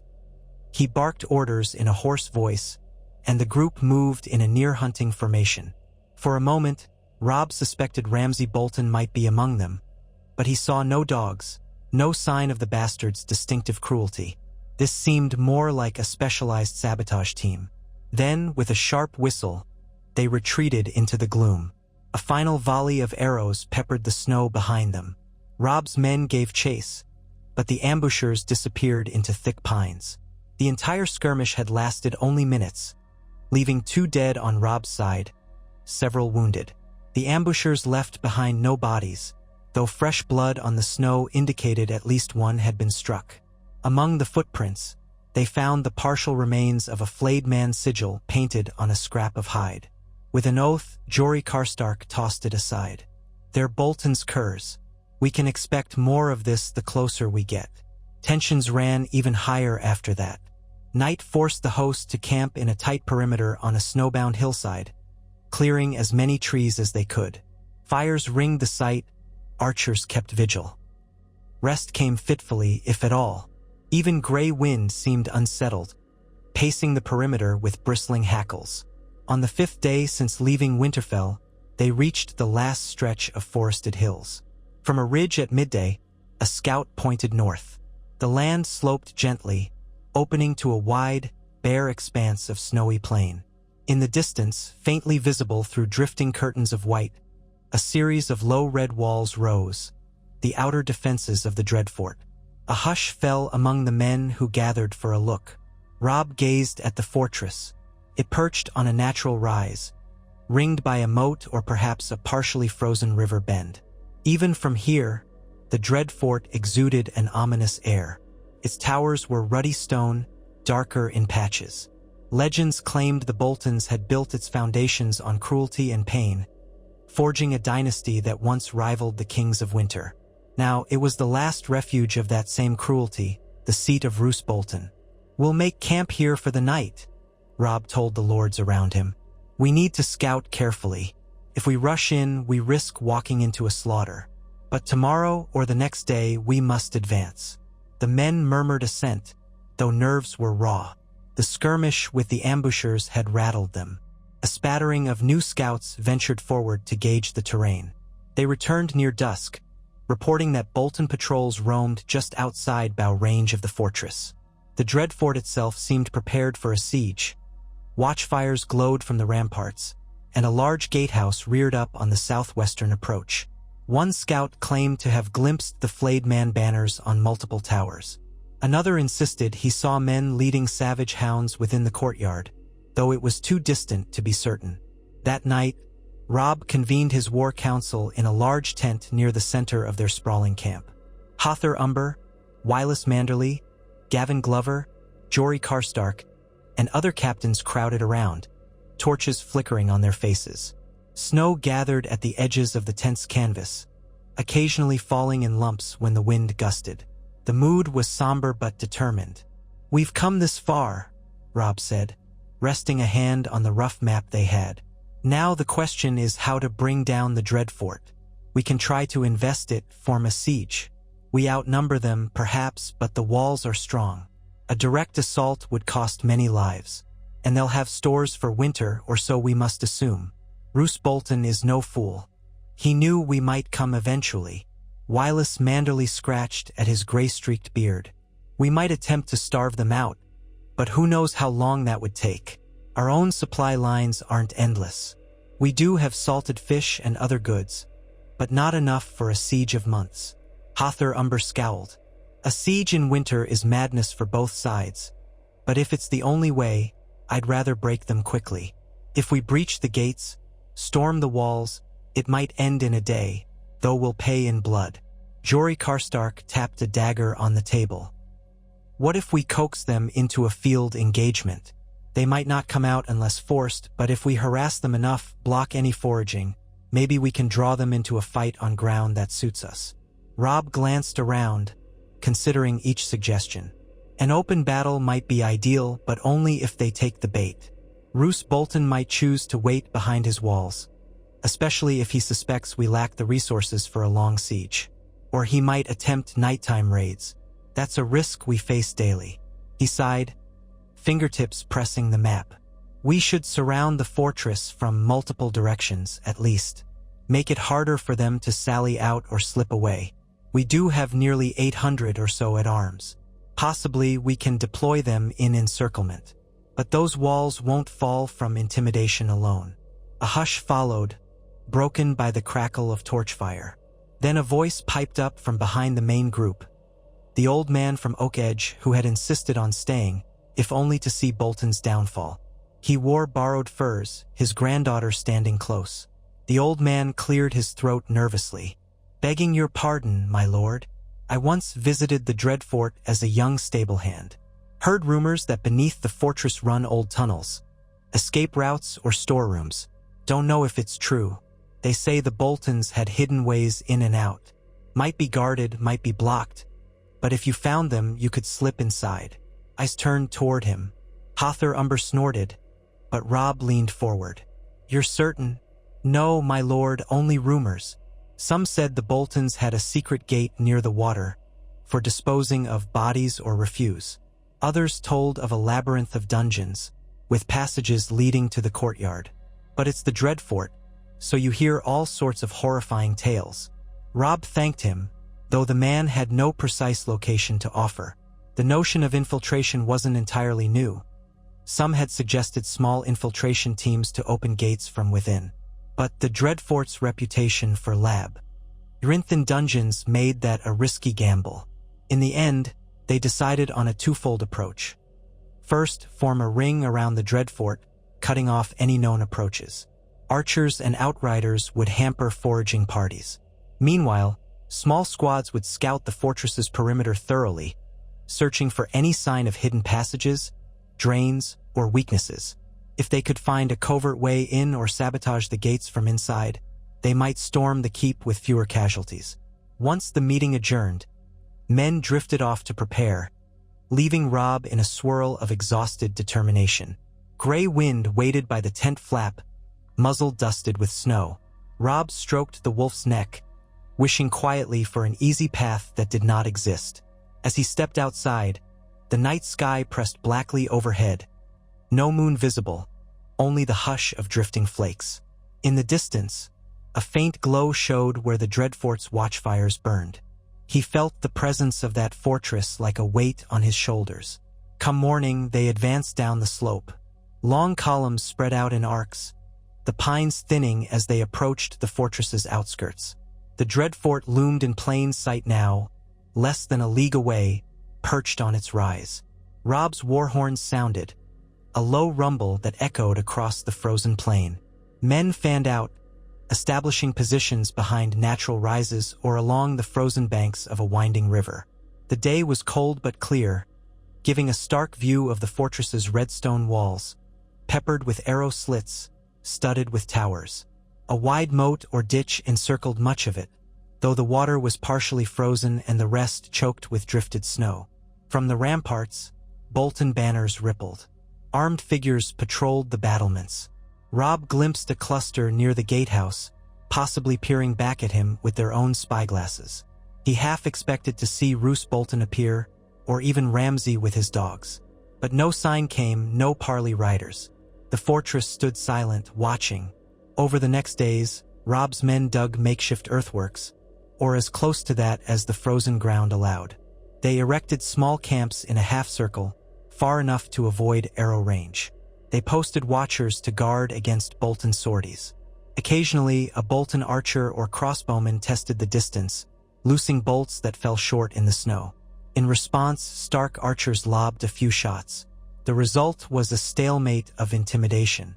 At night, parties of Bolton men slipped out to harass the perimeter, but the watchers were vigilant. More than once, gray wind alerted Robb to scuffles in the dark. Shouts, clang of steel, then silence as the attackers retreated. It was a cat-and-mouse game, reminiscent of the siege at Winterfell but reversed. Here, Bolton had the fortress and Robb had the numbers. Yet the Dreadfort was far stronger than Winterfell had been after its ruin. On the third day of this standoff, a small group of scouts discovered a possible drainage outlet near the fortress's eastern flank, an ancient iron-barred culvert that led into the moat. With a handful of men, Robb personally went to inspect, taking advantage of low morning light and swirling snow for concealment. They crawled on bellies behind a small ridge, ignoring the sting of frost on their cheeks. Indeed, a grated opening protruded from the stone about halfway down the fortress's base, the moat's partial ice forming an approach. If the bars could be cut or pried, it might lead inside. But from a distance, Robb saw no easy path. The moat ice was thick in places, possibly thin in others, and watchers on the battlements might see any group approaching. They withdrew to plan. While they weighed infiltration possibilities, the blockade tightened. Bolton foragers were rarely seen. Some small groups attempted nighttime breakouts, only to be driven back or cut down by outriders. Still, the defenders showed no sign of surrender. Torches flamed at night, and once, the wind carried faint screams from the fortress. No doubt more of Bolton's cruelty inflicted on his own unlucky prisoners. Morale in Robb's camp curdled at the sounds, men muttering that they had to end this soon. Hother Umber pressed for an assault. The longer we wait, the more men we lose to cold, the more chance Freys or Lannisters stir up trouble. Let me ram the gates with a war party. We'll break them or break ourselves trying. But Robb was wary. We're not in a position to lose half our host to a frontal assault. We must find a softer point. Let me attempt infiltration with a small team. If we can slip in and unbar a gate, the main force can storm in. Wylis Manderly agreed. That route is dangerous, but so is an all-out assault. The others reluctantly conceded. A plan formed. A small infiltration unit would approach the culvert at night, try to breach the iron bars, and see if the tunnel offered a route inside. Meanwhile, they'd stage a diversion on the fortress's opposite side. Arrows, maybe a feint at the gates, to draw the defenders' attention. Robb insisted on leading the infiltration himself. Hother Umber and Wylis Manderly tried to dissuade him, but Robb refused to yield. This is my war, my vengeance for the Red Wedding, for every cruelty done to the north. If I fail, you'll still have an army to fight. Let me do this. In truth, part of him wanted the personal risk. He'd endured so much betrayal. It felt only right that he put his own life on the line, not just send men to die in his name. Late the next night, a hush enveloped the siege lines. Snow fell in lazy swirls, thick enough to cloak movement. The main host mustered on the western side, preparing a small demonstration to distract the Dreadfort's watchers. On the eastern flank, Robb assembled his infiltration team. Jory Karstark, Gavin Glover, a Crannogman scout, plus half a dozen men skilled at stealth. They wore dark cloaks and left off heavier armor in favor of lighter leathers. Even so, the cold bit fiercely. Gray wind prowled at Robb's side, uncanny eyes reflecting the starlight whenever it broke through the clouds. Just before the infiltration, a single arrow soared from the western lines, trailing a cloth set aflame. That was the signal. Moments later, shouts rose, horns blared. Archers launched a flurry at the fortress's western walls. Torches bobbed as men faked a push toward the gate, though they stayed out of arrow range. Bolton defenders responded, returning fire from battlements, raising alarm horns. The night lit with flickers of flame and the distant clash of metal on wood as the Feint engaged a portion of the defenses. Under that cover, Robb's team crept along the eastern approach. Grey Wind led, nose to the ground, stepping carefully on the ice. The moat was partially frozen, so the men tested each step with poles. The ice moaned underfoot. Above, the fortress towers loomed, silhouettes against a sullen sky.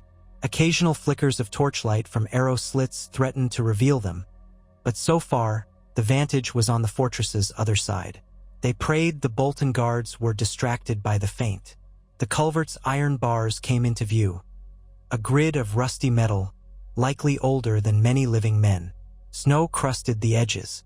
Water trickled through the bars, partly frozen in icicles. Robb signaled them to halt. Jory Karstark and the Crannogmen unslung tools, small saws, chisels. They started to cut. Every scrape of metal on iron felt thunderous to Robb's ears, though the wind and distant commotion hopefully masked the noise. Minutes dragged like hours. The men took turns with the saw, arms straining. Finally, with a soft grunt, Jory loosened one vertical bar enough to pull it free. Another bar followed. Soon, they had a gap wide enough for a man to slip through. Water seeped around their boots, soaking trousers in numbing cold. Robb forced his way inside, leading the infiltration. Grey Wind followed with a quiet whine, nearly having to crouch.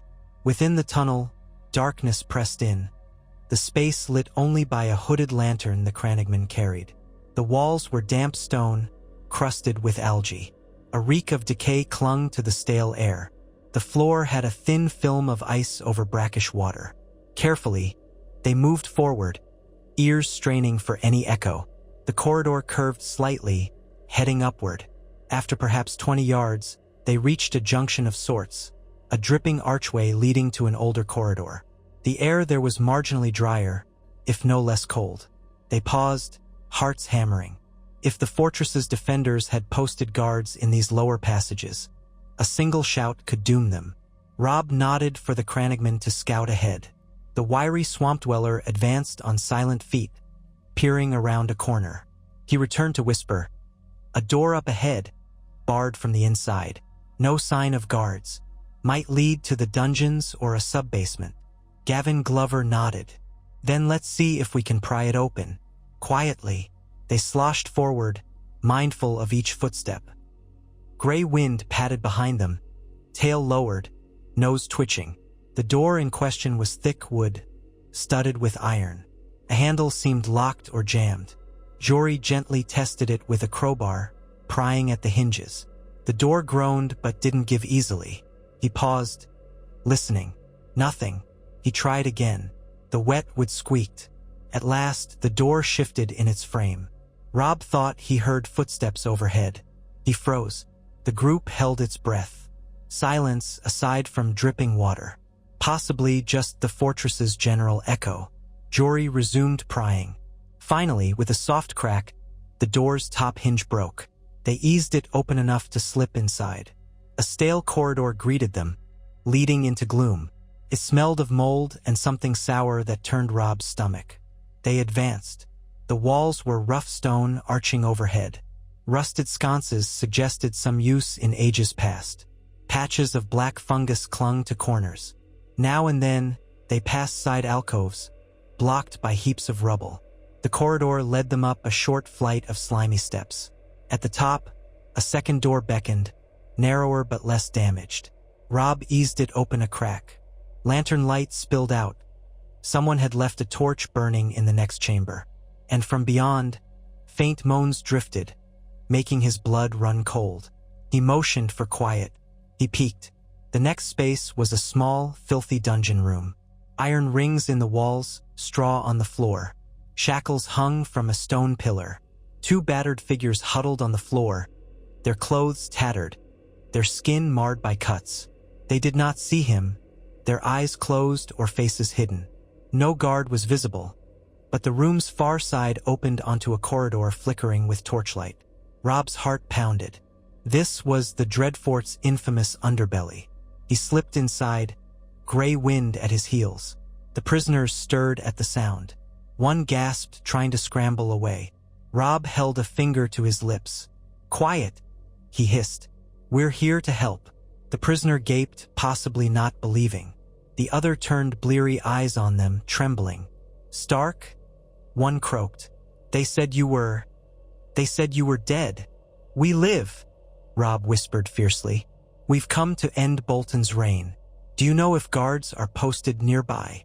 One battered prisoner shook his head weakly. "Not always. They come every so often to torment us. You must hurry." Robb gently motioned Jory to check the corridor. The Karstark peered out, returned with a tense expression. "There's a guard room about 20 paces down the corridor. 2 men, maybe 3. They're talking, didn't hear me.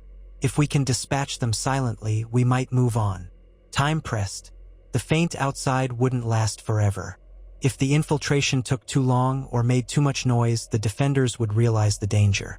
Robb signaled for half the men to secure the guardroom while the others stayed with the prisoners. Gray wind bristled, ready to lunge. Jory led the attack. They crept down the corridor. Robb followed close behind, sword half-drawn. At a bend, they saw a wooden door ajar, firelight flickering from inside, voices within, 2 men laughing over some jest. Jory nodded, and the group burst in. Gray wind sprang first, a gray blur of muscle and fangs. A guard's laughter turned to a choked scream. Another lurched for his spear, but Robb's sword was faster, sliding into the man's ribs. The fight ended within heartbeats, a flare of violence swiftly doused. One guard had time to raise a shout, but it died in his throat as Gavin Glover slit it. Silence reasserted itself, broken only by the panting of men and the stench of fresh blood. They dragged the bodies aside, smothering the fire in the hearth to keep the light low. The room seemed to be a makeshift guard station for the dungeons. A table with dice, half-eaten bread, a small cask of ale. A corridor beyond likely led to more cells or upward to the main fortress. Robb motioned the men onward. They had no time to free more prisoners at the moment, though they hated leaving anyone behind. The immediate goal was to unbar a gate or create chaos. They ascended winding steps. Twice they paused upon hearing footsteps overhead. The fortress was not silent. Somewhere, there was commotion, likely from the feint or from normal guard rotations. But the infiltration remained undiscovered so far. The steps ended at a heavy door that presumably opened onto the main keep's lower hall. Jory pressed an ear to the wood, grimacing. "I hear men speaking. More than a few." Robb's mind raced. If they emerged into a throng of Bolton soldiers, they'd be cut down. The alternative was to search for another route, but time was short. He weighed the risk. "We might not find a better path," he whispered.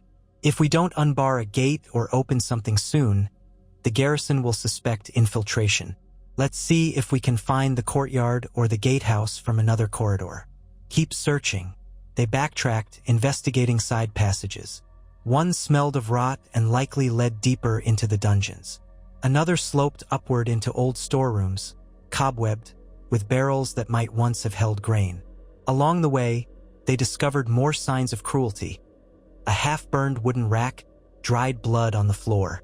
The men grew visibly angrier, some spitting curses at Bolton's monstrous legacy. At last, they found a narrow spiral stair that rose in near darkness. They ascended slowly. The Crannogman took the lead, stepping with uncanny stealth. When he reached the top, he paused, signaled that it led to a small hallway with a door at one end. Lantern glow seeped under that door. Robb carefully eased it open a crack, bracing for watchers. The corridor beyond was deserted, leading to a set of double doors. He recognized the sound of wind howling from outside. Perhaps a courtyard or outer yard was near. He gestured for the group to follow. They slipped in, boots whispering on stone. Gray wind sniffed, tail lowered. At the double doors, Robb tested the latch. Unlocked. He inhaled, heart pounding. If it led to a courtyard near a side gate, they could perhaps open it from within. If it led to a garrison hall full of Bolton men, they'd face a fight they might not win quietly. He pushed the door open. A swirl of cold air washed in, carrying flecks of snow.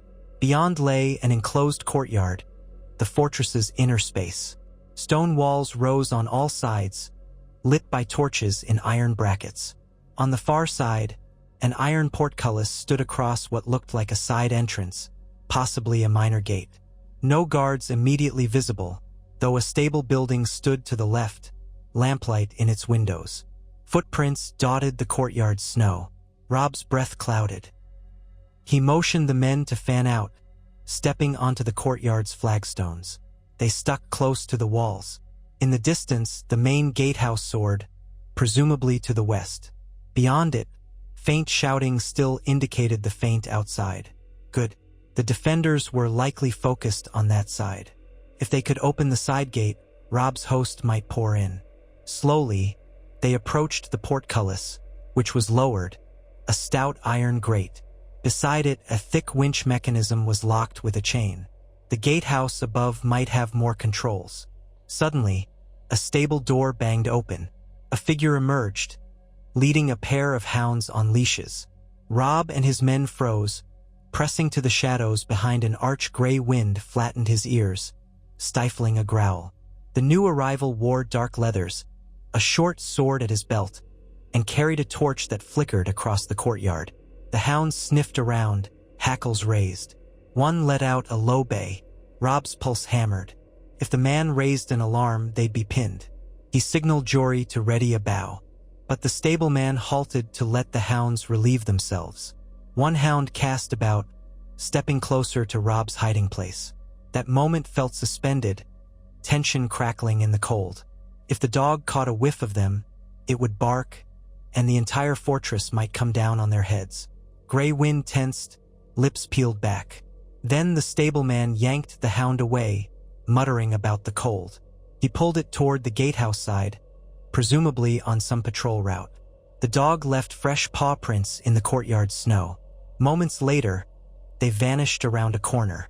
Robb exhaled silently. That was close, he mouthed.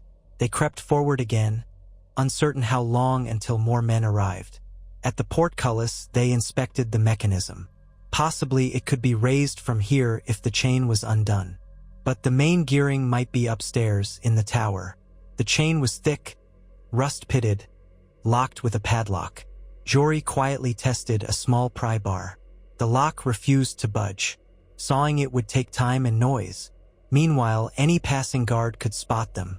We need to get above, Robb hissed. The gatehouse or tower. There must be a lever or wheel that lifts this. Gavin Glover nodded, scanning for stairs or a door leading up. A small door to the left, near the stable, might provide access. But that was precisely where the stableman had gone. No choice.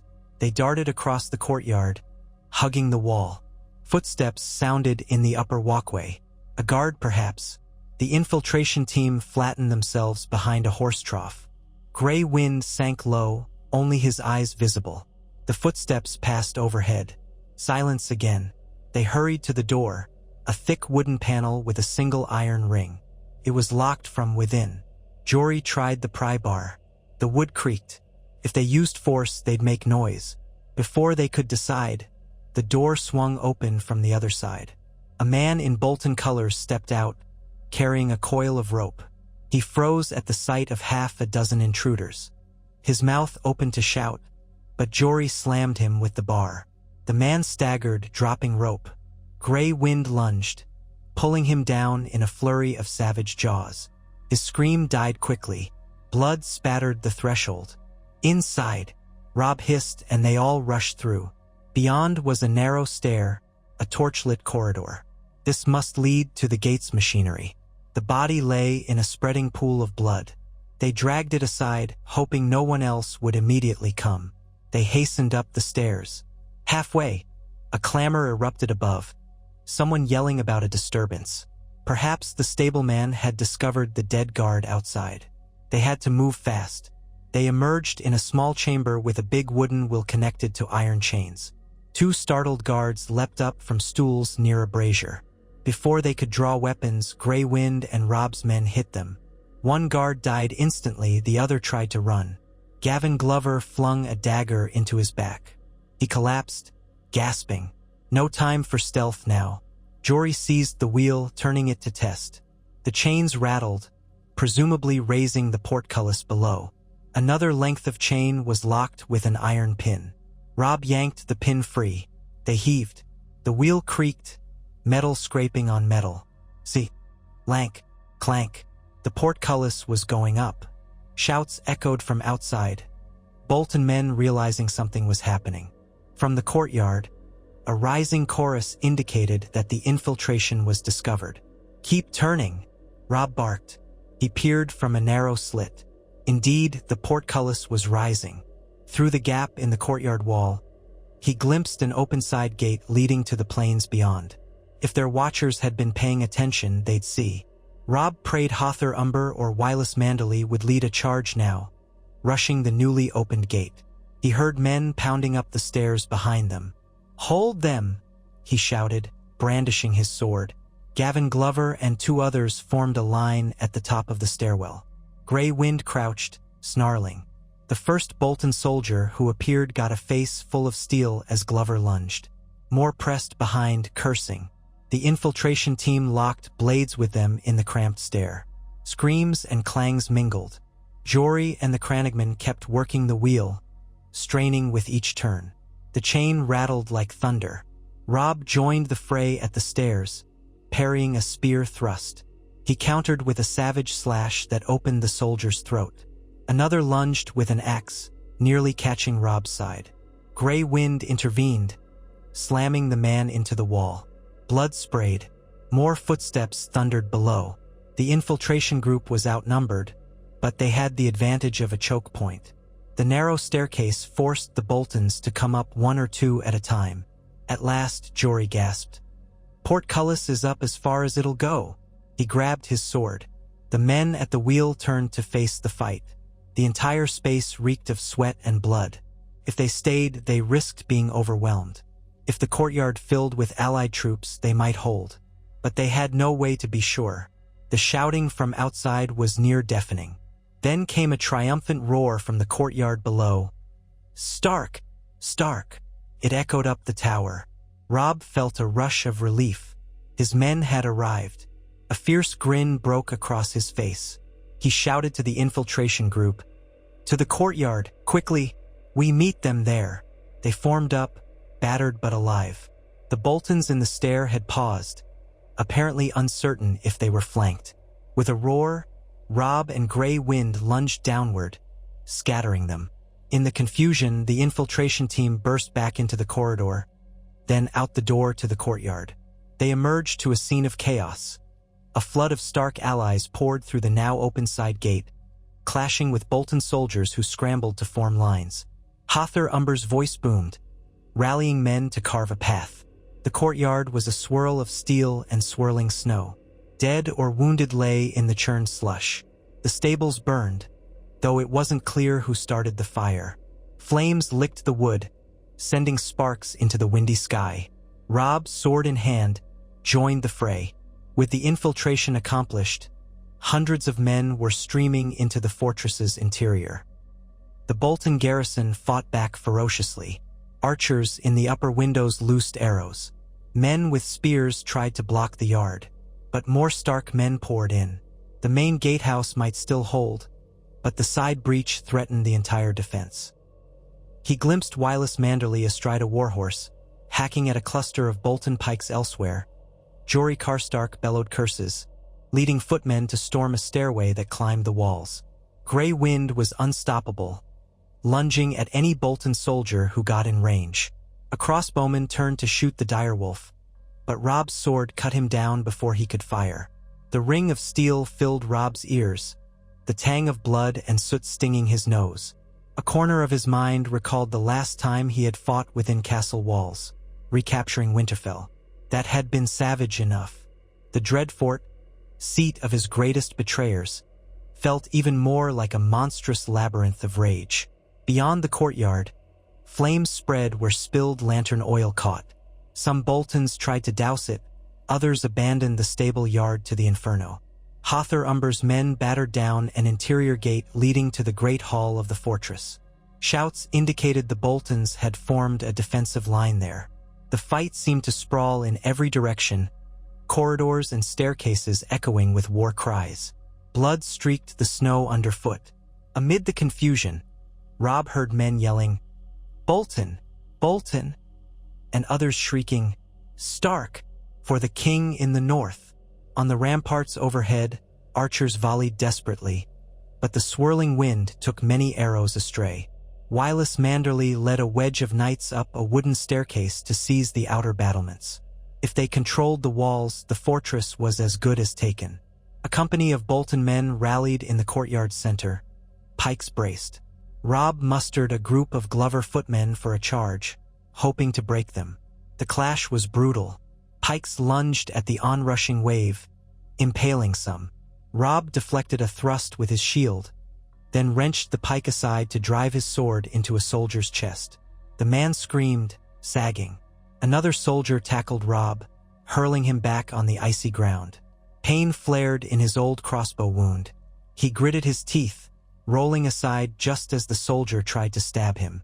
Gray wind intervened, snarling, sinking fangs into the soldier's arm. Robb regained his feet, thrust his sword into the soldier's back. The Bolton pike line splintered, men fleeing or cut down. The courtyard turned into a swirl of confusion. More Stark men pressed in, herding the defenders toward the keep's interior. A portion retreated to a broad flight of steps that led to what seemed the castle's main hall. Robb glimpsed Manderly sigils among the swirling melee, Umber's bellowing war cries, Karstark's hacking with savage fury. The smell of burning straw thickened as the stable fire spread, illuminating the night with ghastly orange flickers. Smoke curled overhead. Horns sounded outside. Stark horns, triumphant. The main gate must have been forced open from within or abandoned by the defenders. Reinforcements poured in, ensuring the Bolton men in the yard were badly outnumbered. Some tried to surrender, throwing down weapons. Others fought to the death. Robb didn't pause to accept surrenders. He left that to men behind him. He was driven by the need to end this at the root. Find Roose Bolton or Ramsay, ensure the Dreadfort was fully taken. At the top of the wide steps, double doors barred them from the great hall. Bolton soldiers, a few wounded, barricaded themselves inside. Hother Umber, panting, hammered at the doors with an axe. A massive blow cracked one panel. Another blow splintered it enough to peer in. Arrows whistled from inside, forcing the men to duck. Robb realized a direct rush through that door would cost many lives. "Alternate approach," he shouted. "Let's find another entrance." He spun, scanning the walls. Jory Karstark, arm bleeding, nodded. They led a group around the great hall's perimeter, smashing through a smaller door that had been left ajar by retreating soldiers. Inside, they emerged into a corridor lined with ancient tapestries, some depicting flayed men, others old Bolton symbols. Torchlight flickered across the stone floor. They heard the echo of fighting from the main hall. Robb pressed on, ignoring the searing pain in his side. Gray wind slunk at his heels, muzzle dark with gore. They came upon a side entrance to the hall, draped in tattered curtains. The shouts inside indicated the Boltons were forming a last stand. Through a gap, Robb could see battered tables overturned as barricades. A swirl of men in Bolton livery, crossbows aimed at the main door. They must not realize a flanking force was about to burst in. Robb signaled with 2 fingers. Jory Karstark, Gavin Glover, and the others formed up. On Robb's mark, they tore aside the curtains and charged in. The Boltons turned, eyes wide.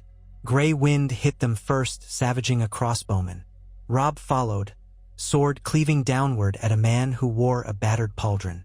Blood splashed across overturned tables. Confusion reigned. The men at the main door seized the moment, too, smashing through the weakened panels. Suddenly, the Boltons were attacked from both sides. They fought viciously, but the result was inevitable. The defenders fell in droves. Some threw down weapons. One man in partial plate rushed at Robb with a spear, screaming, "For Lord Bolton, Robb batted the spear aside and ran him through. Another soldier near the dais shrieked, "The bastard is gone! The bastard is gone!" before a Manderly knight knocked him senseless. The great hall was a blur of blood, broken furniture, the stench of sweat and fear. At last, the surviving Boltons either lay dead or knelt in surrender. The hall fell into a hush broken by pained groans. Robb lowered his sword, panting. Hother Umber pushed forward with a limp, surveying the carnage. "That's it here," he growled, wiping blood from his axe. "But we still need to find Roose. Have you seen him?" "No, neither hide nor hair." Prisoners babbled conflicting reports. Some claimed Roose was barricaded in the keep's upper chambers. Others insisted he'd fled days ago. Another group insisted he was still within the fortress, watching from some vantage. As for Ramsay, the rumors were wilder. "He hunts in the forests," a trembling soldier stammered. "He'll be back with dogs." The last words spilled out in terror before Hother clubbed him quiet. Robb's heart clenched. If Roose had fled, the battle would be incomplete. Yet the Dreadfort was theirs, or nearly so. Manderly, Umber, and Glover men scoured the corridors, driving out any final pockets of resistance. Archers took the ramparts. The flayed man banners were torn down, replaced by direwolf sigils. By dawn's pale light, the fortress was undeniably in Stark hands, though at great cost. Dozens of men lay dead or grievously wounded. Some fires smoldered. The stables were half ruined. But the courtyard and halls belonged to the king in the north. Robb spent the next hours making sure the fortress was secured. He ordered men to extinguish any lingering fires, treat the wounded, gather the dead. They discovered more dungeons below, packed with starved prisoners. Freed them. Some hardly believed they'd survived. Others wept at the sight of a living Stark, claiming it was a miracle. The infiltration tunnels yielded more horrors. Racks, flaying knives, rotting remains. Men and women previously lost to Bolton cruelty. Robb's stomach churned with anger, but no sign of Roose or Ramsay Bolton in the fortress. Only scattered Bolton officers or men who insisted they had no clue about their lord's whereabouts. One officer, cornered by Wireless Manderly, spat that Roose had left the fortress 2 days earlier with a small retinue, heading north or east. Another said Ramsay was last seen riding out with hounds. Could it be they'd chosen to avoid a direct confrontation? By midday, it became clear. The battle for the Dreadfort was won, but the Boltons themselves had fled. Some called it cowardice. Others said cunning. Possibly they recognized their danger and left the garrison as a sacrificial rearguard. The fortress was of strategic value, but the real question was whether capturing it ended the war or not. The Boltons might rally or vanish into the wilds. In the Great Hall, its floor still stained with fresh blood, Robb convened a makeshift council. The walls displayed the remains of old tapestries featuring House Bolton's flayed man, now slashed or torn down. Torches burned in sconces, revealing battered men, some bandaged. Hother Umber stood with his arm in a sling. Wireless Manderly had a cut over one eye. Gavin Glover and Jory Karstark likewise bore scrapes or bruises. "We have the Dreadfort," Robb said, weary but resolute. "At last, House Bolton's seat is ours. Their men here either lie dead or have yielded, but Roose Bolton has escaped. We must decide how to proceed." Wireless dabbed at the wound on his brow. "He can't have gone far. The roads are treacherous. If he's traveling with even a small group, we might catch him with outriders." Hother Umber grunted. "We'll scour the region. If he's gone east or north, the lands are harsh. He won't slip away so easily. Let him freeze if he tries to outrun us." The old man's eyes burned with the desire to finish the traitor personally. Robb nodded. "Send mounted scouts at once. I want every approach covered, north, east, even southeast if he tries to circle. The bastard might also lurk in the forests with his hounds. We can't assume this is finished until they're found." They agreed. Meanwhile, the fortress required immediate administration. They posted guards in every tower, every gate. Crews worked to drag bodies outside the walls for burning or burial in mass graves. Freed prisoners were offered warm food and a place to rest. Among them, some recognized each other with tearful reunions. Families once taken by the Boltons now liberated. Grim relief washed over the battered victors. Word spread that House Stark had reclaimed not just Winterfell, but the Dreadfort as well. Robb moved through the fortress with a sense of grim satisfaction. The infamous flaying chambers were discovered, iron hooks and filthy drains testifying to the horrors inflicted here. He ordered the entire wing sealed or torn apart, whichever was feasible. Let no man or woman suffer in those rooms again. Soldiers took turns retching at the stench. Others cursed the Bolton's name with renewed fury. He found the fortress's great tower, a central keep with private chambers. All of it stood abandoned, signs of a hasty departure. Trunks flung open, clothing scattered. Possibly this was where Roose had lodged. The bed was stripped bare. A few half-burned documents littered a desk. Robb rifled through them, uncertain of their significance. One mention of Ram. Could that be Ramsay? Another letter referencing G. Referencing the phrase maybe or Grand Northern Alliance that was ironically false. Robb gleaned no certainty. That evening, the battered Stark host made what meager celebration they could. Fires blazed in the courtyard. Men huddled around them, eating rations of salted fish and stale bread. They spoke in hushed tones about the final destruction of Bolton power. Yet all knew it wouldn't truly be over until Roose Bolton was dead or captured. Still, to stand in the very heart of the Dreadfort wearing Stark sigils felt like a victory beyond measure. Robb had no appetite for feasting. Instead, he spent hours overseeing triage for the wounded. Some had lost limbs or suffered arrow wounds. Others carried savage injuries from the close quarters fighting. He conferred with the huntsman who served as a medic, giving instructions to be as merciful as possible. There was no maester here. Maester Donnell, who once served the Boltons, was rumored to have fled or been killed. They had to rely on their own means.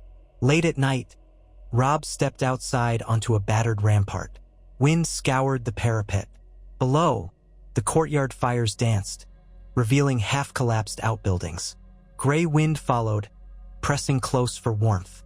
The direwolf's muzzle carried dried blood from the battle. He had refused a thorough cleaning so far, preferring to prowl. Robb stroked the wolf's ruff, gazing over the dark plains. The sky was moonless, studded with faint stars. He felt exhaustion in every limb, but also a fierce sense of purpose. Another bastion of betrayal had fallen. Footsteps sounded behind him.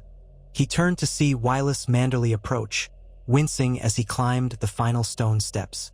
"Your Grace," Wylus said, voice low. "I wanted to see how you fare." "Nothing a few days of rest couldn't fix," Robb answered. "But I doubt we have such days. I'll not rest until we find Roose." "Have the scouts reported anything yet?" Wylus shook his head. "No sign. Some found tracks leading north, but they lost them in the drifting snow. Could be he left earlier than we thought. Or he's hidden in the forest, waiting. We'll keep searching." Robb exhaled, sending a plume of steam into the frigid air. He won't get far. Even if he does, the North knows him now as a traitor. No holdfast will welcome him. The best he can do is vanish. But we can't leave him at large. Not after all the blood he spilled.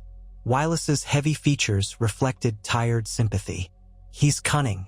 Let's pray we corner him soon. The realm needs closure. The Freys remain in the south, but their power here wanes without Bolton at the Dreadfort." Robb nodded. "One step at a time. For now, the Dreadfort is ours. We'll fortify, see to the people, and continue the search. If Roose lingers within a week's ride, we'll find him. If not..." He trailed off, not wanting to contemplate a future where the ghost of House Bolton haunted them indefinitely. They stood in silence for a moment, gazing at the star-flecked sky. Then Wylus took his leave. Robb lingered, letting the fierce wind lash his hair. Gray wind pressed against his hip. The swirl of victory and sorrow weighed on him. He recalled the Red Wedding's horror, the massacre of so many loyal men, the near destruction of House Stark. Now he had reclaimed both Winterfell and the Dreadfort. He had broken the Boltons' main power, freed countless prisoners. The North was closer than ever to a final reckoning. But the war had exacted a price in blood and heartbreak. Betrayal cut deep, and the scars remained. Eventually, he descended to the courtyard, checking on sentries. He found Jory Karstark leaning against a half-damaged well, rebandaging a slash on his arm. "We'll mend this keep, I suppose?" Jory said wearily, eyeing the black stone. "Strange to think of the Dreadfort under House Stark." Robb nodded. "Long ago, my forebears warred with the Boltons for generations. Maybe we should tear it down, but it might prove useful. People need a seat of justice in these lands." That was a question for later. First, they had to ensure no pockets of Bolton loyalists lingered. Over the next days, the Stark host patrolled the region, searching for any sign of Roose or Ramsay. They found small groups of Bolton men scattered, some turned outlaw, easily crushed or captured. One band of huntsmen tried an ambush near a frozen creek. 2 Karstarks died, but the huntsmen were wiped out. Ramsay was not among them. Another patrol encountered fresh tracks of multiple horses leading northeast, but storms erased the trail. Rumors persisted that Ramsay lurked in the deep woods, unleashing hounds on unsuspecting travelers. As the fortress stabilized, ravens went out to Winterfell, letting Catelyn and the assembled lords there know of the victory. Robb requested reinforcements to hold the Dreadfort. Manderly men scoured its dungeons, removing vestiges of torture. Freed peasants from the region returned gingerly, offering help in cleanup, grateful to see the flayed man banners burned. The sense of relief was palpable, though overshadowed by the dread that the Boltons might reappear. Amid the cleaning of one tower, soldiers discovered hidden rooms brimming with old records, ledgers, genealogies, letters. Robb tasked a literate scribe from the Glovers to sort through them. Some might detail alliances or secrets of House Bolton, perhaps reveal any dealings with Walder Frey or King's Landing. Another set of documents described in chilling detail the procedure for flaying.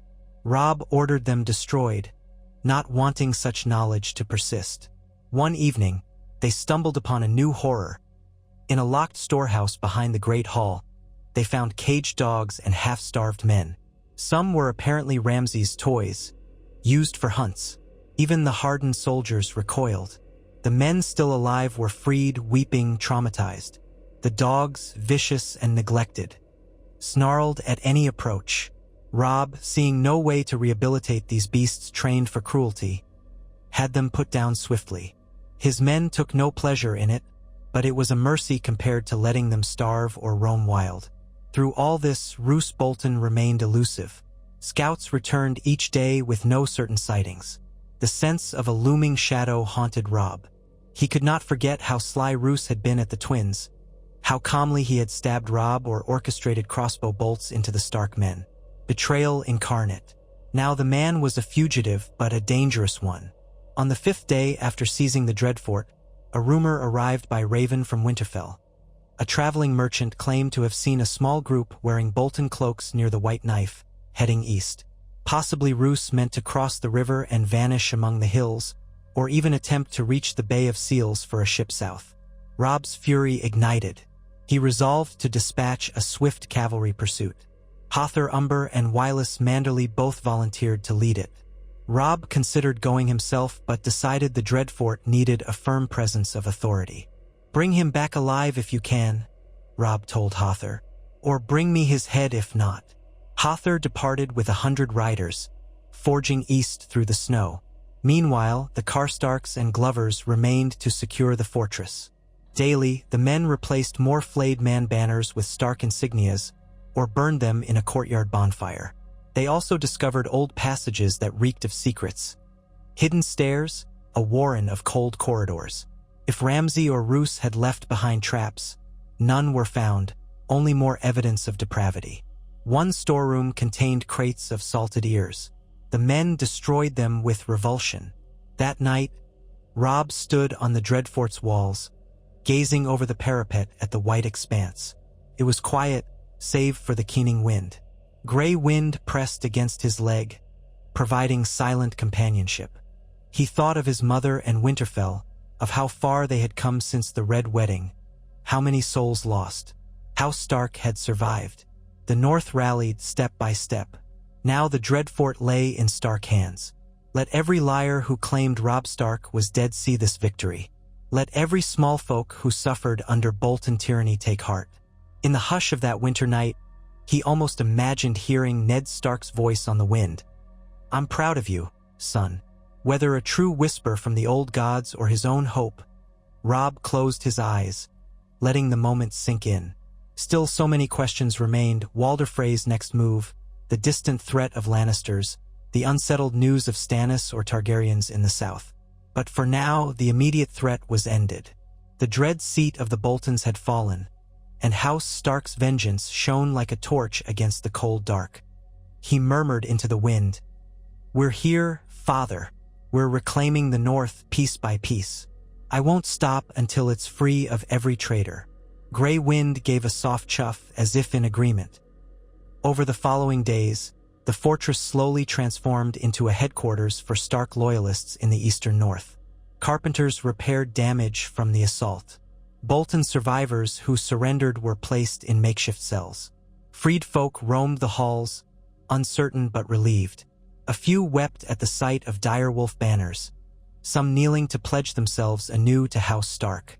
Robb tried to set an example, personally overseeing distribution of rations and wool blankets. Winter's bite was savage. At the same time, he sent for clarifications from Winterfell. Did they have enough manpower to hold both keeps? So far, the answer was yes.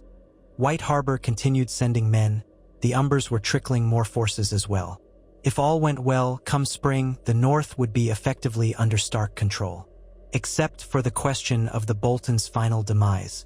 One evening, a group of newly freed prisoners approached Robb with trembling gratitude, describing how Ramsay had used them in hunts or forced them to watch unspeakable acts. They thanked him for saving their lives. Robb, somber, told them the real credit belonged to every man who had fought at the Dreadfort and the old gods that gave them strength. But he accepted their thanks, feeling a pang of guilt that he hadn't acted sooner. Then again, he'd nearly died at the Twins. Fate had dealt its harshness in all directions. 7 days after the fortress's fall, horns blared at dawn from the courtyard gates. Hother Umber returned. The men poured out to greet him, uncertain whether he bore good news or ill. Hother's face was grim, frosted breath curling from his lips. He dismounted stiffly, stepping toward Robb with purpose. "Your Grace," Hother said in a gravelly tone. "We found signs of Roose Bolton's party near the White Knife Crossing, but the tracks vanished. A local trapper told us a small group was seen heading deeper into the eastern hills, possibly aiming for hidden passes. We followed for days. Then we spotted them." He paused, swallowing. "They were crossing a half-frozen lake. Our outriders tried to circle. The ice gave way. Most of them fell in. We found a few drowned bodies, some wearing Bolton cloaks. Couldn't confirm if one was Roose. The current under the ice was strong. No telling how many sank. If he survived, we lost the trail anyway. Could be he drowned. Could be he escaped on the far side." A hush settled, the onlookers exchanging uncertain glances. Robb's jaw tightened. "So you found no living witnesses?" "None," Hother said. "A few drowned men, no sign of the rest. The snow started again. We searched as best we could. Mayhaps he's dead, mayhaps not. We can't say." The question hung over them. If Roose Bolton had drowned, that ended the line of traitors, except for Ramsay, still unaccounted for. If he survived, he remained a threat. But with no leads, no fresh tracks, continuing the hunt might be futile. Robb's eyes hardened. "Then we accept the possibility he's gone. Either to watery graves or cunning hideaways. Post watchers across the region. If he resurfaces, we'll know. For now, we move forward." The men murmured in agreement, though an uneasy disquiet lingered. Bolton could haunt them from the shadows indefinitely, or never return at all. That day, fresh ravens arrived from Winterfell, bearing a letter from Catelyn. The message, delivered to Robb in the battered solar of the Dreadfort, read that the North's scattered houses were slowly uniting under the Stark banner. White Harbor shipments continued. No new threat from the phrase had materialized. News from the south was chaotic. King's Landing rocked by intrigue, rumors of more war. But for the moment, the north had time to heal. She wrote that she prayed daily for Robb's safety and that the men of the Dreadfort find resolution soon. Robb sat in that solar, letting the scroll rest on the table. Warmed by a modest fire in the hearth, he closed his eyes briefly. They had come so far since the Red Wedding. House Stark was battered but unbroken. Winterfell reclaimed, the Dreadfort seized. The Boltons and their seat of cruelty dethroned. Walder Frey might still scheme in the south, but his northern foothold was gone. The path to forging a stable north lay open, though it would be marked by the footprints of suffering. He made his decision. The next weeks they would remain at the Dreadfort, reorganizing the region. Then he would return to Winterfell, unify the realm fully. House Stark would rule from its ancestral seat, and loyal bannermen would occupy the Dreadfort, ensuring no Bolton resurgence. The road ahead was not easy. Scattered bandits, frozen roads, uncertain loyalties. But the greatest step had been taken. That evening, Robb convened his top lords in the Dreadfort's Great Hall again, albeit with thorough cleaning and some furniture replaced. The floors had been scrubbed, the flayed man tapestries torn down. Torchlight glowed on cold stone walls, the air still carrying a faint mustiness. They dined simply on stewed vegetables, salted fish, and strong ale. Wireless Manderly offered a toast to the king in the north, who ended House Bolton's hold on these lands. Robb stood, raising his cup. To every man who fought for justice, we've rid the north of Bolton's tyranny. Let us remember the fallen, for their sacrifice made this possible. Quiet murmurs of respect followed. He continued, setting down his drink. We do not know if Roose or Ramsay lurk in some dark hole, but if they do, the entire north will condemn them. They have no seat, no open allies. I vow that House Stark will not rest until the last traitor is accounted for. Men thumped the table in agreement. The vow resonated, forging a sense of finality. The Dreadfort, once unassailable, had fallen. That alone sent a message to all corners of the north and beyond. The bastard of Bolton and his father were outlawed, reviled. House Bolton was broken. Thus, in the months that followed, the Stark presence solidified. Snowstorms came and went. Rations were carefully managed, but White Harbor resupply lines helped keep both Winterfell and the Dreadfort from starving. Over time, the region's smallfolk emerged from hiding. They found that under House Stark, they were treated with fairness, a stark contrast to Bolton cruelty. Allegiance to the flayed man disappeared overnight, replaced by relief, or in some cases, a thirst for vengeance on any surviving Bolton stragglers. Couriers from Winterfell, bearing messages from Catelyn, reported that new envoys from lesser houses arrived daily to pledge fealty. Some had once wavered, uncertain whether the rumors of Robb Stark's survival were true. Now that they saw the reality, they bent the knee. The king in the north was no ghost. He had reclaimed the north's two greatest strongholds. The direwolf flew once more above battered walls. Word even spread beyond the neck, reaching the riverlands. Travelers claimed the young wolf, who was supposedly murdered at the Twins, now held his father's seat. The Lannisters might fume, the Freys might scheme, but they could not easily march an army through the snow-choked neck in winter. The North had an interval of relative safety to reorganize. Some whispered that if peace endured, Robb might eventually broker an accord with King's Landing. Others prophesied a future collision. For now, the realm's attention was too divided by other threats. In the Dreadfort's yard, new recruits drilled. They wore Stark sigils, some rummaging old Bolton arms to be reforged or repainted. The great red walls no longer flew the flayed man, but the gray direwolf on a field of white. Sometimes, Robb would stand on the ramparts, gazing at that banner, remembering the day he stood in these same furs at Winterfell, hardly imagining how events would unfold. The wind in his hair, the swirl of snow at his feet. He felt the weight of a kingdom on his shoulders, but also a sense of rightful stewardship. One of the final acts Robb oversaw before returning to Winterfell was the official dismantling of Bolton's darkest hall, the torture cells. With sledgehammers and crowbars, men collapsed stone walls, pried off iron hooks. The stench lingered, but the place was physically destroyed. No future occupant of the Dreadfort would replicate those horrors. Freed prisoners, if they wished, took part in the demolition, weeping tears of closure. It was a potent symbol that the old ways of House Bolton were undone. At last, the day of departure arrived. Robb left a strong garrison under Gavin Glover's temporary command, aided by Willis Manderly. Hother Umber rode with Robb, as did Jory Karstark. They planned to journey back to Winterfell, bringing many of the men who had fought in the initial siege. The path would be slow, but the roads might be slightly more navigable now. There was talk of forging new roads come spring, ensuring the Dreadfort was well connected for future governance. On a bitterly cold morning, the gates opened. Robb led the column out, once again the front of a winding line of riders, pack horses, and a few supply sledges. The courtyard behind them still bore scorch marks from the battle, but Stark banners rippled overhead, and that was enough to kindle pride. Snow drove at their faces as they departed. He paused just outside the walls, turning in his saddle to take one final look at the fortress. Gray Wind stood by his stirrup, ears forward. The Dreadfort's high towers seemed less menacing now. Still red stone, but no longer a seat of cruelty. Men wearing Stark cloaks guarded the ramparts.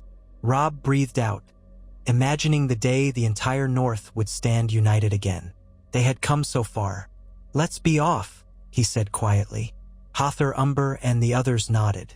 With that, they set their course for Winterfell. The journey would likely be another saga of snow and ice, but the men's spirits ran high. They had struck a fatal blow to the old betrayers. In the days that followed, they retraced some of their initial route, though the weather changed. Sometimes the sky was eerily clear and sunlit, making the snow glare painfully bright. Other times, storms battered them. They took shelter in half-ruined villages, once again greeting frightened peasants who recognized the direwolf banner as deliverance. A few joined the retinue, hoping for refuge at Winterfell. Robb's mind turned constantly to what came next. Rebuilding the North, addressing the Frey threat if it emerged, ensuring the realm's safety. He also worried about the possibility, slight but real, that Roose or Ramsay might lurk in the forests. Now and then, they found freshly killed deer or suspicious footprints. But no direct confrontation occurred. At the end of a grueling march, they at last glimpsed the broken towers of Winterfell on the horizon. Fires glowed from within, signifying life and warmth. The walls looked more intact than when Robb last departed. Catelyn must have driven the reconstruction forward. The sight stirred his heart. This was home, truly. He spurred his horse to a faster pace, Gray Wind loping eagerly beside. Umbers and Karstarks matched stride, smiling at the prospect of hot meals and rest. Trumpets sounded from Winterfell's ramparts, heralding the returning host. By the time they crossed the fields near the main gate, watchers had assembled. The portcullis rose. A wave of relief seemed to wash over the men. Catelyn herself stood in the courtyard, her cloak lined with fur, tears of joy in her eyes. She watched her son dismount, stepping forward to meet him. He bowed his head in weary respect, then embraced her. She pressed her palm to his cheek. "You did it," she whispered. "They said you took the Dreadfort, that the Boltons fled. I prayed each day for your safe return." Robb gently smiled, blinking away the sting of tears. "I'm here. We have the fortress. Bolton's power is ended, though Roose and Ramsay remain unaccounted for. We'll keep searching." Catelyn nodded, voice catching. "Thank the gods. The North can breathe again." She turned to the men who filed in behind Robb. Umbers, Manderlys, Karstarks, each bearing fresh scars. "All of you come inside. Winterfell has open halls for you. Warm food, hot baths if we can spare the water. We owe you so much." A ragged cheer broke out, men stepping into the courtyard. Smiles of relief replaced expressions of grim fatigue. The stench of travel and battle still clung to them, but Winterfell's aura offered promise of respite. The king in the north had returned triumphant from the seat of his greatest enemies. That night, the great hall, still partly roofless though improved, filled with the murmurs of returning soldiers. Torches flamed in iron brackets. Tables overflowed with simple fare: stew, bread, salted meats, mulled wine. The arched windows let in frigid air, but no one complained. The mood was celebratory, if subdued by the memory of the cost paid. Robb sat with Catelyn at the high table, gray wind lying content at his feet. He met men's eyes, acknowledging each sacrifice. They had reclaimed not only Winterfell, but the Dreadfort. House Stark stood unbowed. After the meal, the crowd quieted. Robb rose, lifting a wooden cup of hot cider. His voice carried across the hall. "My friends, the North endures. We have broken the siege of Winterfell, driven the traitors from their seat, and freed countless souls from torment. House Bolton lies in ruins. I thank every one of you who bled for this victory. If Roose or Ramsay remain alive, they shall find no refuge. The direwolf flies again from the Wolfswood to the Long Lake, from the White Knife to the Barrowlands. The North is ours, yours. We stand for those who cannot stand for themselves. The Red Wedding did not destroy us. We are House Stark, and we remain." A roar of approval met his words. Men banging cups on tables, stamping feet. Some eyes shone with tears. Others stood to cheer, calling, "Stark!" or "The King in the North." The echoes filled the hall. Robb inhaled sharply, grateful, yet mindful of the burdens yet to come. This was not the day's hollow triumph. It was a statement. House Stark had come back from the brink, forging a new unity among the battered North. Catelyn touched his arm, smiling through glistening eyes. "Ned would be proud," she whispered in his ear. "You've carried us this far, and now we have a future." He squeezed her hand, unable to speak for a moment. Then he looked out at the crowd once more. These were the battered survivors and new supporters who believed in him. He would not fail them. For his father, for his lost siblings, for all who had died under Bolton or Frey treachery, he would lead the North into a new era. That night, after the hall quieted and the men drifted off to find cots or tents, Robb walked the ramparts with gray wind.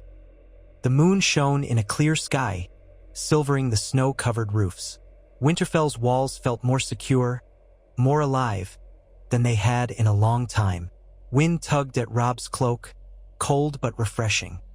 He paused at a battlement, letting his gaze roam over the distant silhouettes of forest. He reflected on the last months. From the dire betrayal at the Red Wedding to the humiliating flight from the twins, his narrow escape, the hidden war in the Riverlands, the retaking of Winterfell, the victory at the Dreadfort. Countless trials, countless losses, each forging him into something beyond the boy who marched south as king in the North, untested. He still felt sorrow for those he could not save, rage at the betrayals.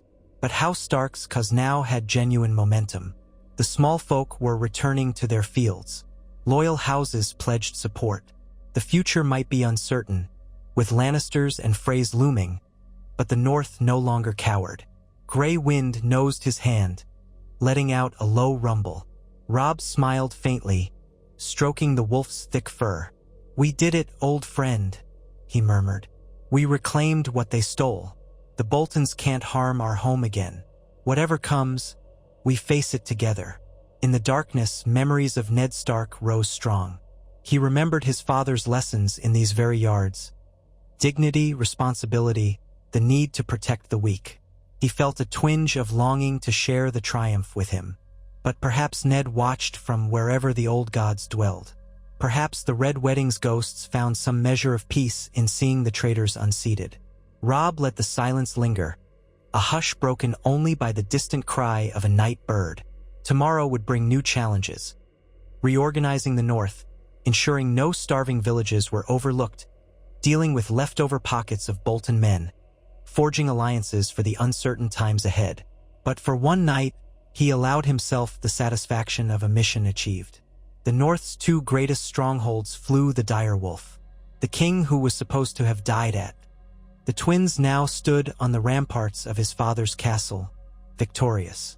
Let the realm whisper or tremble as it pleased. Winter is here, he murmured. But so are we. The wind carried his words into the starry distance.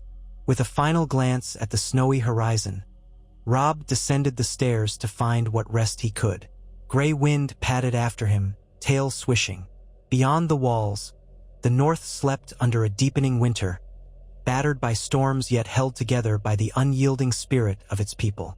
In the battered halls of Winterfell and the newly reclaimed Dreadfort, House Stark's vengeance and renewal shone like a solitary beacon. And so the wolves of Winterfell, once scattered and nearly extinguished, stood firm, forging hope from ruin. House Bolton's flayed man was torn down, House Frey's false triumph undone.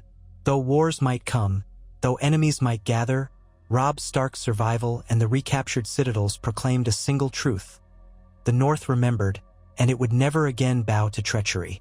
Robb Stark stood upon the ramparts of Winterfell, gazing over a castle slowly rousing from devastation into renewed life. The biting wind of a northern dawn scoured the stones beneath his boots, biting through every layer of fur and wool. In the courtyard below, men in Stark livery hurried to begin their day's tasks. Tending horses, hauling lumber for repairs, distributing supplies to refugees still trickling in. The smell of old fires and pine smoke lingered on the cold air. Gray wind paced beside him, the direwolf's nails clicking on the ancient battlements, ears swiveling with alert curiosity. It had been a fortnight since Robb returned victorious from the Dreadfort. In that time, the realm's battered heartlands of the north had found a tentative sense of hope. House Stark now held Winterfell and the old Bolton seat. Roose and Ramsay Bolton were fugitives, vanished into winter's wilderness with only a handful of sworn men. What remained of House Bolton's loyalists had surrendered or been cut down. Now, as the year's deepest snows threatened, the great question was how to consolidate the North under Stark rule again, and how best to safeguard it from lingering threats. For months, Robb had been consumed by the immediate demands of war. First retaking Winterfell, then beating back the siege, then storming the Dreadfort. The mad scramble for survival had given him focus. Now that immediate crisis had passed, and in its wake lay an equally daunting array of problems. Many villages were still half-burned, frightened smallfolk lacked seed or livestock for the coming year, roads were barely passable, and rumors abounded that Walder Frey might yet try to move against them in the spring, or the Lannisters might send a punitive force, if they were not too embroiled elsewhere. He exhaled a cloud of steam. A part of him still wrestled with disbelief. He should have died at the Twins. Logic said that betrayal, those crossbows, that savage slaughter, should have ended the line of House Stark. Yet here he was, battered and changed but alive, now forging a renewed North. He had seen the worst of men in those treacheries. Yet he had also seen the best, men and women who had braved the winter storms and the swords of traitors to stand at his side. Gray wind let out a low whine, nudging his flank. The direwolf's breath puffed in the chill. Robb smiled faintly, scratched the fur behind Gray Wind's ears. "All right," he murmured, glancing at the sky. "Time to face the day." He turned and made his way down the steep stone steps, heading into the interior corridors of the keep. His old crossbow wound pulled a bit at his side, a faint twinge that never fully vanished. He grit his teeth. Pain or not, he had work to do. Gathering storms. The great hall of Winterfell was still missing a large section of its original roof, but carpenters had fashioned a temporary covering to keep out the worst of the snow and wind. The resulting structure of beams, leather tarpaulins, and rough-cut planks created a patchwork effect overhead. The old dais, scorched by the Ironborn and damaged in the subsequent fighting, had been partially rebuilt. Its platform held a long table at which Robb Stark now conferred daily with those who guided his cause. Catelyn Stark, Wylis Manderly, Hother Umber, Gavin Glover, Jory Karstark, and a handful of other northern captains. Sunlight filtered in through newly fitted windows as the group took their seats for the morning's business. Servants in patched cloaks brought steaming cups of mulled ale and coarse bread. Robb sat at the head of the table, gray wind curled on the floor to one side. His mother, Catelyn, settled to his left, the lines of worry that had etched her face these past years now easing. though sorrow still glimmered behind her eyes. Wylus Manderly, broad-shouldered and thick in the middle, cleared his throat. "Your Grace," he began, voice echoing off the half-finished walls. "The roads from White Harbor remain passable, if difficult. We've got supply wagons trickling in. This should see Winterfell and the Dreadfort stocked with enough food for at least a few months of winter. My father, Lord Wyman, sends word that more men might come after the new year, depending on how the weather shapes up." Robb nodded. "That's welcome news. We can't afford to starve come deep winter. Have we heard any sign of Fry or Lannister activity near Moat Cailin or the Neck?" Wylus shook his head. "None beyond faint rumors of small Fry patrols near the Twins. But they can't easily cross the Neck while the marshes are frozen unevenly. If they try a large host, we'll know, and they'll have to break through the Brotherhood without banners or other outlaws in the Riverlands. The war in the south still demands the Lannisters' attention, or so we hear." Across the table, Hother Umber leaned forward. "The main threat remains them Boltons out in the wild, lad. My men scoured a good chunk of the eastern hills. No sign. Maybe they froze. Maybe they're hiding in caves. Or maybe they fled south entirely," Jory Karstark added. "In any case, we must maintain watchers. If Roose Bolton or Ramsay resurface with a band of cutthroats, they could sow havoc." Robb's jaw tightened. A fugitive Roose still haunted him. He did not underestimate the man's capacity for cunning. "We'll keep up vigilance. If we find them, they face swift justice. For now, we rebuild." He glanced at his mother. "You had something?" Caitlin set down her cup. "Yes, we've begun cataloging the farmers who survived the raids, which villages might replant come spring, which ones need immediate aid. But we need more seeds, livestock, and able-bodied folk to help with repairs. The Manderlys can send some seed, but that still won't be enough. We must coordinate with every northern house that remains loyal. If we do not lay the foundation for a harvest, the North starves next year." Gavin Glover, arms folded, nodded gravely. "Deepwood Mott's lands might help, if we can remove the lingering Ironborn. Word says some reavers still lurk on the coasts. House Glover used to command a sturdy levy, but it's decimated.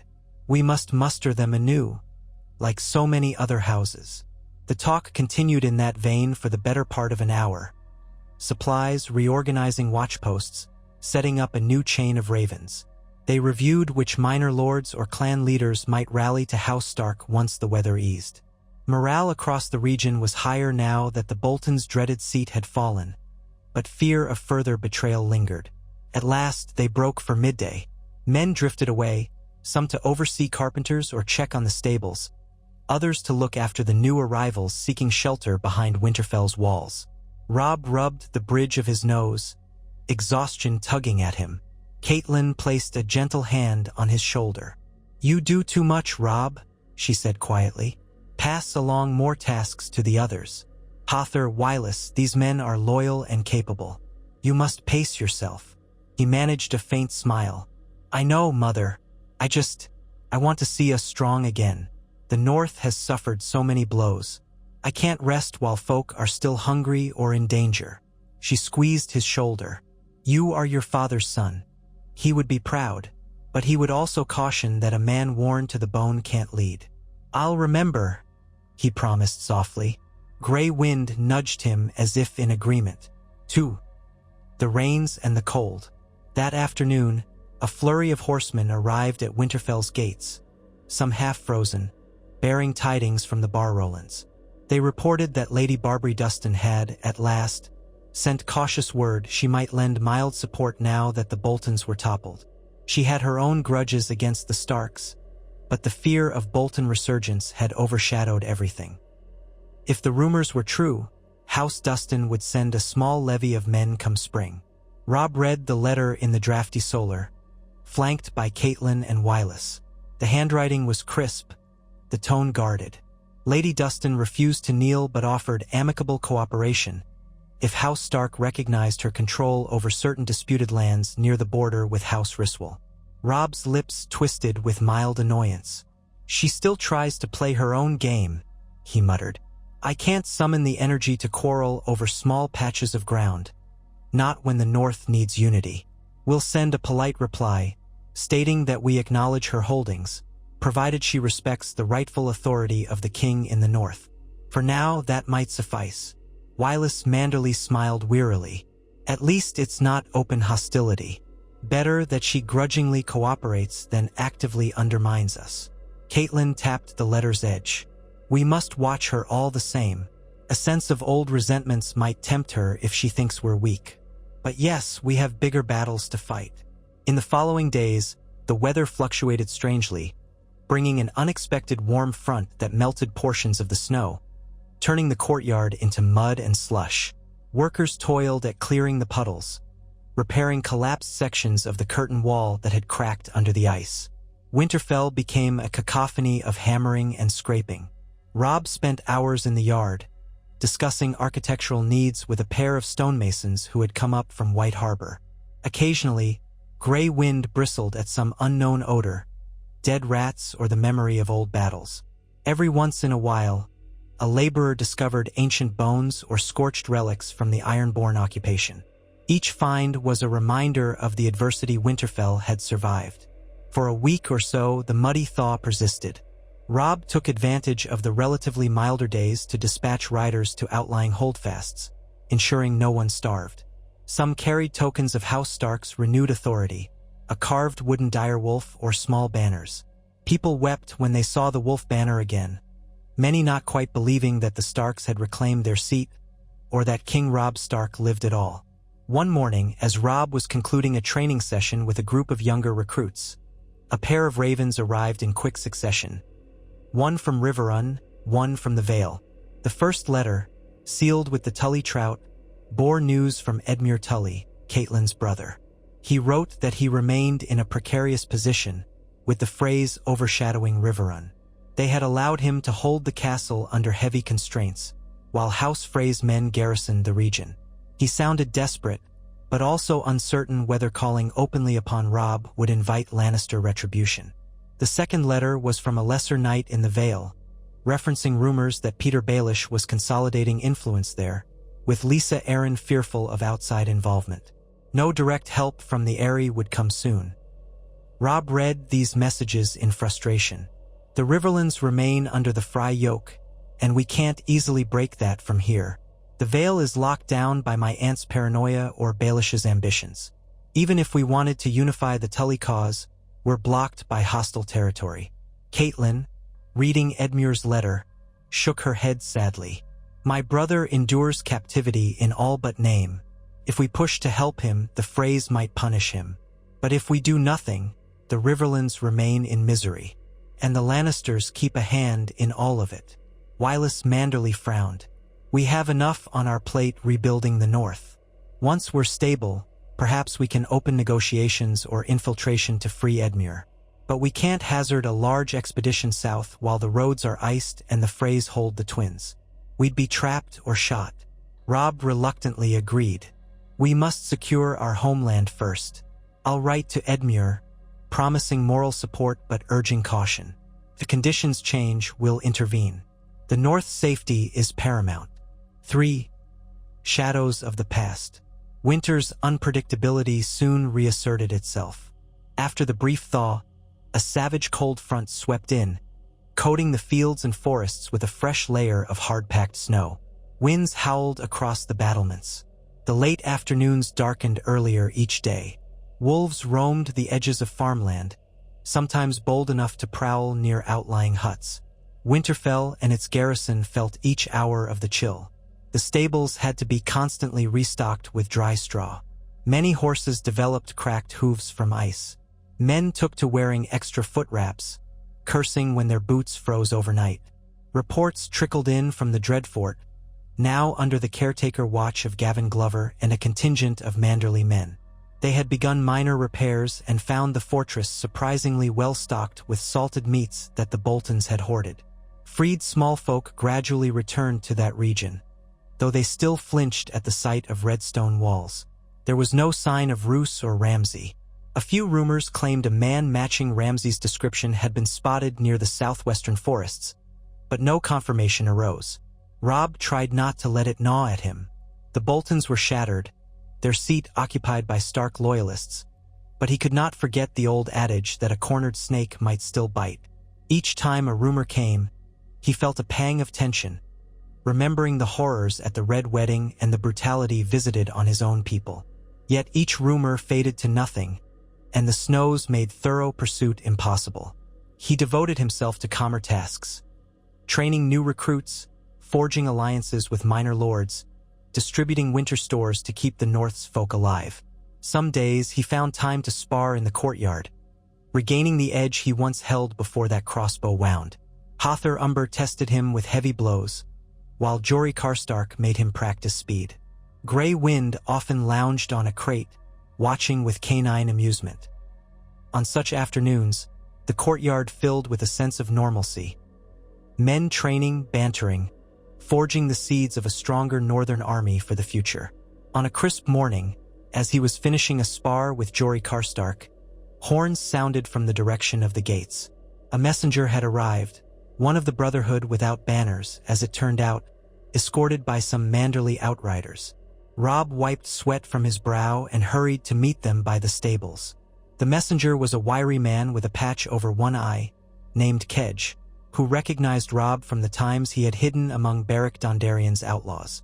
"Your Grace," Kedge said, bowing with rough courtesy. "Lord Beric sends greetings from the Riverlands. He begs to tell you that the Freys stir anew, sending men north to the edges of the neck. They haven't crossed, but they question travelers, searching for rumors. Walder Frey hears word that you thrive. He'd not let that stand if he can muster enough men." Robb exhaled. "I expected as much. The old weasel won't let the memory of the Red Wedding fade. But how large a force might he send?" Kedge shrugged. "Hard to say. The Lannisters keep him on a short leash. But if they sense weakness, they might allow the Freys to mount an expedition. We hamper them as best we can, hitting small patrols. The Riverlands are half ruined by war, so a major Frey army might be beyond their means. Still, they scheme." Robb thanked him, offered him rest and food. The tidings further underscored the precarious balance. Boltons might be in hiding, and Freys might attempt a new incursion. He relayed the news to his top advisors in the Great Hall. They agreed that, with winter in full force, a Frey invasion might be limited but not impossible. Moat Cailin, though battered, remained strategic. The Crannogmen under Howland Reed would likely block large forces from crossing, but one never knew what cunning Walder Frey might attempt. During this council, Caitlin raised another concern. "We cannot forget the supernatural rumors from beyond the wall. Word from passing huntsmen says there's talk of White Walkers, Whites. The Night's Watch is said to have faced some unimaginable threat." Robb looked uneasy. He'd heard scattered rumors but dismissed them as legends. "With all we face, can that be real?" Wylus Manderly grimaced. "A few of my father's ships visited Eastwatch by the sea before the snows closed the sea lanes. Sailors reported the watch had rung alarm bells about wildlings, or something worse. If even half the rumors are true, the realm might face a threat beyond petty kings. But it's too distant for us to confirm easily. The neck stands between us and the south. The wall stands far to our north. The storms might isolate us." Hother Umber gave a shaky snort. "I've known the old stories of the long night. If them others are real, the entire realm's at risk. But we can't fight phantoms while the Freys and Boltons lurk. Let's focus on what we know." Robb frowned but nodded. "We'll keep watch for any sign of trouble from the far north. If the Night's Watch calls for help come spring, we'll consider how to respond. For now, the immediate threats remain in the south, and our region's rebuilding. For, in the footsteps of the dead." As winter deepened, a certain heaviness settled over Winterfell. The short days brought an air of grim reflection. Memories of the Red Wedding still haunted Robb's dreams. An endless swirl of crossbow bolts, Walder Frey's leering face, the shrieks of men dying. He woke some nights in a cold sweat, Grey Wind nudging him out of the nightmares. He tried to channel that anger into forging a better north. But the ghosts lingered. Caitlin shared her own worries. No word of Sansa or Arya had reached them. All they knew was that Sansa remained a pawn in Lannister hands at King's Landing, rumored to be married off or betrothed. Arya's fate was even more uncertain. Some claimed she traveled with outlaws, others that she was dead. The not-knowing gnawed at Catelyn. Sometimes, Robb found her alone in the Godswood, kneeling by the charred stump of the heart tree, whispering old prayers. One dark evening, mother and son walked the courtyard together, the snow crunching underfoot. Workers hammered at scaffolds near the eastern wall, torchlight flickering on half-finished stonework. The wind carried a hint of pine smoke and the tang of molten pitch. "I keep dreaming that I see your sisters again," Catelyn murmured, pulling her cloak tight. Arya, wild and fierce, refusing to be tamed. Sansa, gentle and longing for songs. "I pray the gods bring them home someday." Robb wrapped an arm around her shoulders. "They must live. I can't believe otherwise. The realm is large, and we have so many allies quietly searching. Once the war's turmoil settles, perhaps we can do more. The Lannisters can't hold them forever, not if we remain strong." She gave him a wan smile. "I hope you're right. You bear enough burdens. I would not have you weighed down by guilt over them as well." He nodded, though his chest felt tight. The cost of leadership was unrelenting. If House Stark was to rise fully, it meant rescuing or recovering his sisters, forging alliances, and keeping the North safe from every threat. He prayed, like Catelyn, that fate would be kind. A distant war. Weeks slid past with a slow, steady monotony. Soldiers drilled. Ravens arrived with scraps of news. Carpenters hammered. Winter's gloom pressed in early each afternoon. Robb rode out occasionally with small hunting parties to keep his men alert. He honed archery and swordsmanship as best he could. The sense of tension never fully abated, but at least no major crisis erupted. In midwinter, an envoy from Stannis Baratheon's camp arrived, half dead from cold, escorted by northern scouts. The man claimed that Stannis had marched north to aid the Night's Watch at the Wall, establishing a presence at Castle Black. This envoy brought letters addressed to Robb Stark, king in the north, acknowledging that Stannis considered himself rightful king of the Seven Kingdoms, yet recognized the need for common cause against the Lannisters and the threat beyond the wall. If the tales were true, the wildlings had been broken or turned aside. Now Stannis demanded northern fealty if he truly planned to help defend the realm. Robb read Stannis's letter by the warmth of a hearth in the partially rebuilt solar. Hother Umber, Wylus Manderly, and Catelyn looked on.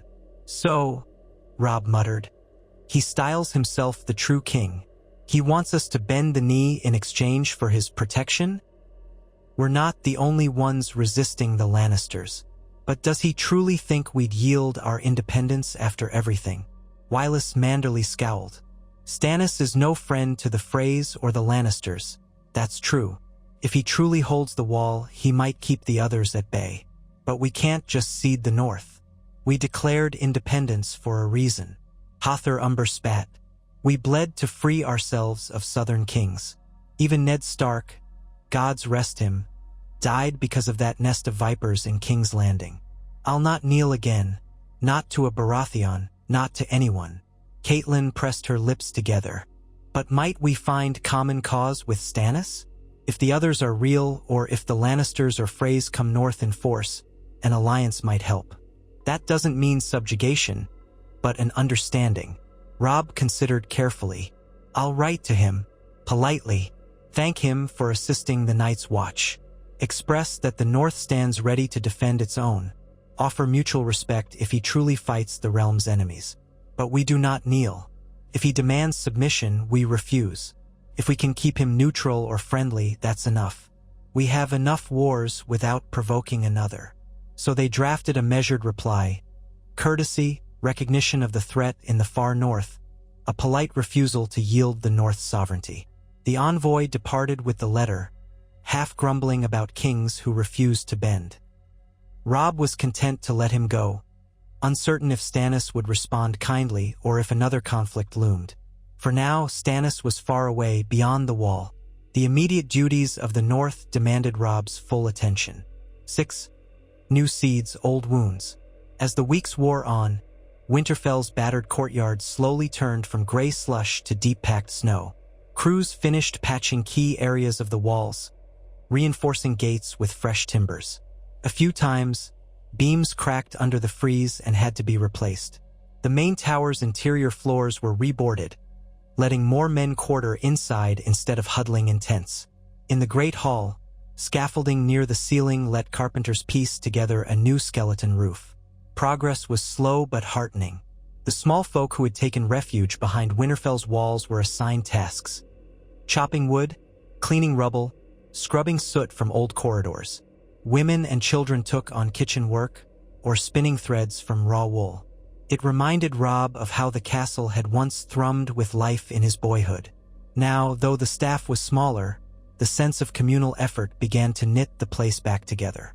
Morale rose further when, in late afternoon one day, a column of Manderly wagons rolled into the gates bearing salted fish, dried vegetables, and some seeds for spring planting. Lord Wyman Manderly himself had remained in White Harbor, but he sent more of his capable knights to support Robb's cause. The battered men at Winterfell cheered, thankful for these provisions. The months ahead would still be challenging, but at least no one would starve. That night, they lit a great fire in the Great Hall, using the half-finished hearth that stonemasons had reconstructed. The flicker of orange flames illuminated the newly patched walls and the fresh timbers overhead. Though the wind still rattled gaps in the roof, a sense of warmth pervaded the place. Robb sat with Catelyn, Hother, Wylis, and other lords around rough trestle tables, sharing bowls of fish stew and mead. Laughter sounded for perhaps the first time in ages. Some men even began an old northern tune about the kings of winter. Smiles emerged where once only grim resolve had lived. Yet amid the fleeting cheer, Robb's mind drifted. He longed to see his sisters safe, to avenge the outrages inflicted by the Freys, to ensure no shred of Bolton cruelty lingered. He exchanged a glance with Catelyn, who seemed to sense his melancholy. Later, after the modest feast wound down, mother and son strolled out to the Godswood, passing under the charred arch that led to the weirwood stump. Snow glimmered under pale moonlight. The stump itself had begun to sprout the tiniest signs of fresh growth, white bark pushing through black scars. Steam rose from a hidden hot spring vent nearby, swirling in the night air. Gray wind prowled just behind them, ears alert. Catelyn touched the stump gently. "This place once brought me comfort, though I followed the Seven. Ned prayed here. You, as a boy, played among the roots. Now it's scarred yet alive, like the rest of us." Robb nodded, gaze on the pale new shoot. "Our seat is the same, scarred, yet we endure. One day, I want these halls brimming with laughter again. A new generation that never knows the Red Wedding's horrors." She turned to him, expression solemn. "You carry so many hopes, Robb. I see your father in you more each day. I only wish all my children could see you lead. Sansa, Arya, Bran, Rickon. They should be part of this rebuilding. But the gods have other designs." He felt a pang. Bran and Rickon, presumably slain by Theon's Ironborn, though rumors claimed the boys might have survived. Arya vanished, Sansa presumably captive. The weight of unknown fates pressed on him. "We'll keep searching," he managed. "We have watchers, networks of informants.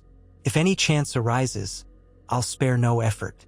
But I can't raise an army to rescue them all at once. My men are needed here." Her eyes shone with tears that did not fall. "I know, and I know your father would say the same. Take care of the living you can save. Honor the memory of those lost. Live in a way that preserves their legacy." Robb reached out, and they shared a quiet embrace, mother and son bound by grief and unwavering determination. He closed his eyes, letting the hush of the gods would wrap around him, hoping that the old gods or the Seven or any higher power might guide them to a better future. 7. Trial and consequence. In the coming days, a rare bit of drama stirred the quiet routine at Winterfell. A band of Stark outriders returned from a patrol near the White Knife carrying 3 prisoners in chains. Men who had once served the Boltons. They'd been found raiding a small holdfast, stealing what little food remained, terrorizing the inhabitants. One had boasted they were avenging Lord Bolton. Another apparently wore the flayed man's sigil sewn inside his cloak. They were dragged into Winterfell's courtyard, where a gathering of guards and bystanders formed. The men had hollow eyes and battered armor. Blood stained their clothes from a scuffle with the outriders. They spat curses at the watchers, claiming the Starks were usurpers. Robb, upon hearing this, strode from the great hall with Grey Wind at his side. Wireless Manderly, Hother Umber, and others followed. The courtyard fell silent. Snow drifted from the overcast sky. Robb's breath smoked as he faced the prisoners. "You raided innocents, clinging to the Boltons' name?" One prisoner glowered. "We serve the rightful warden, Roose Bolton, not the wolf pup. We'll butcher any who stand in our way." A murmur ran through the onlookers. Robb's face hardened, memories of crossbows at the twins flashing. "You must know House Bolton is shattered. If you hoped for mercy, you chose the wrong method. Still, we'll hear your reasons. Who led you? Where is Roose?" "Ramsay," the prisoner sneered. "I tell you nothing. Kill me if you wish, pup." Hother Umber growled, hefting a warhammer. "Don't tempt him, wretch." Robb studied the men. Possibly they were starved stragglers turned bandits.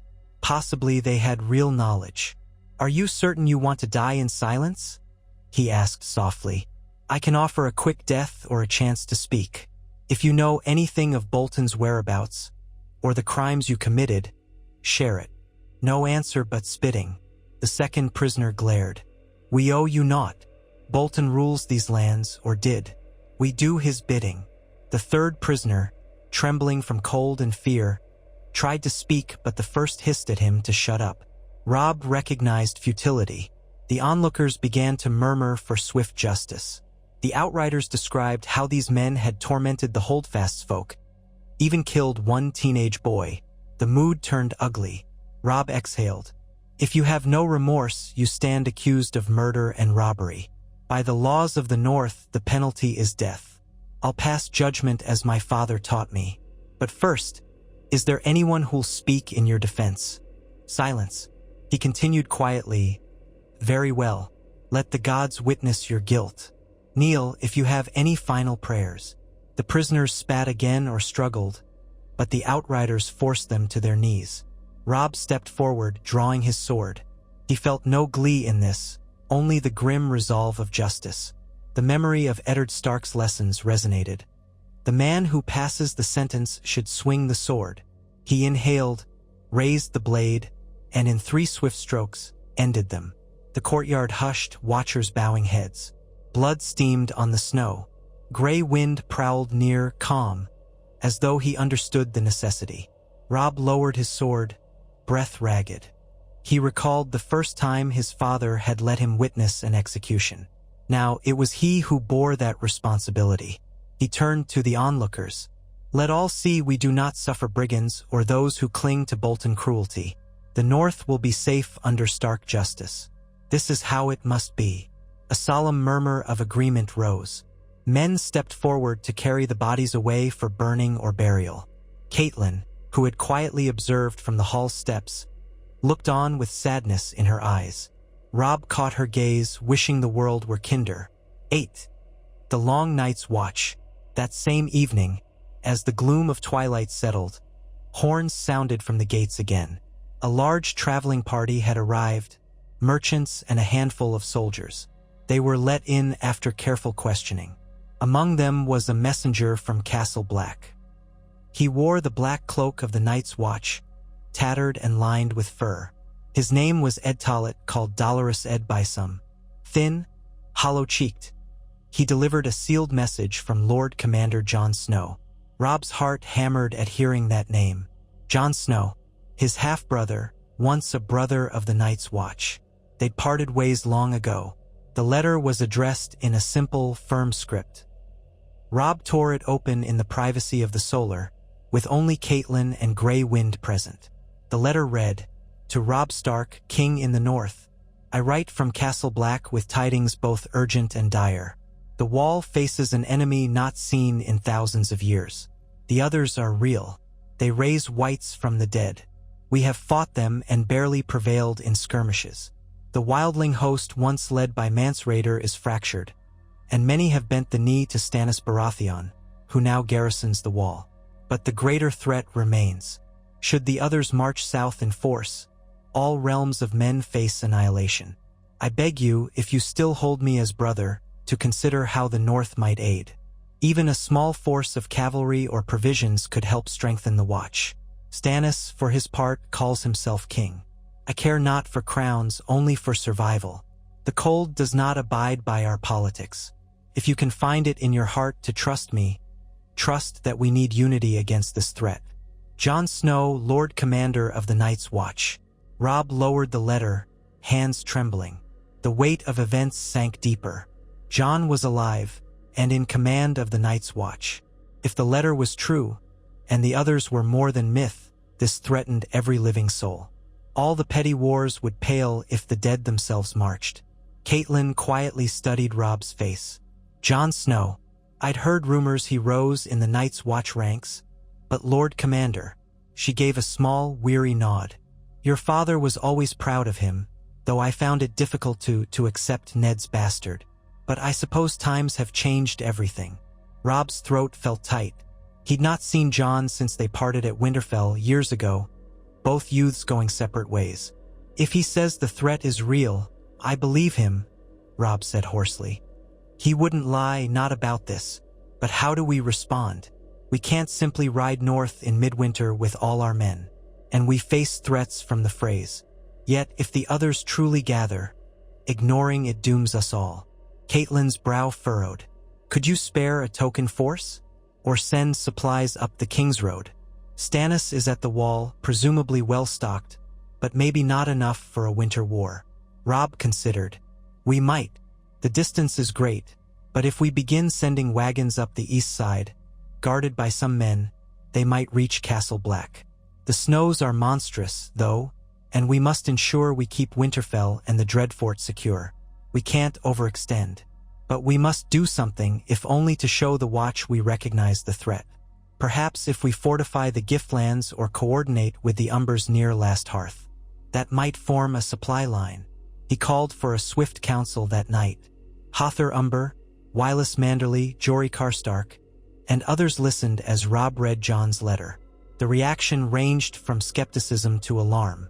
Some insisted they must handle immediate threats, but others recalled old stories of the Long Night.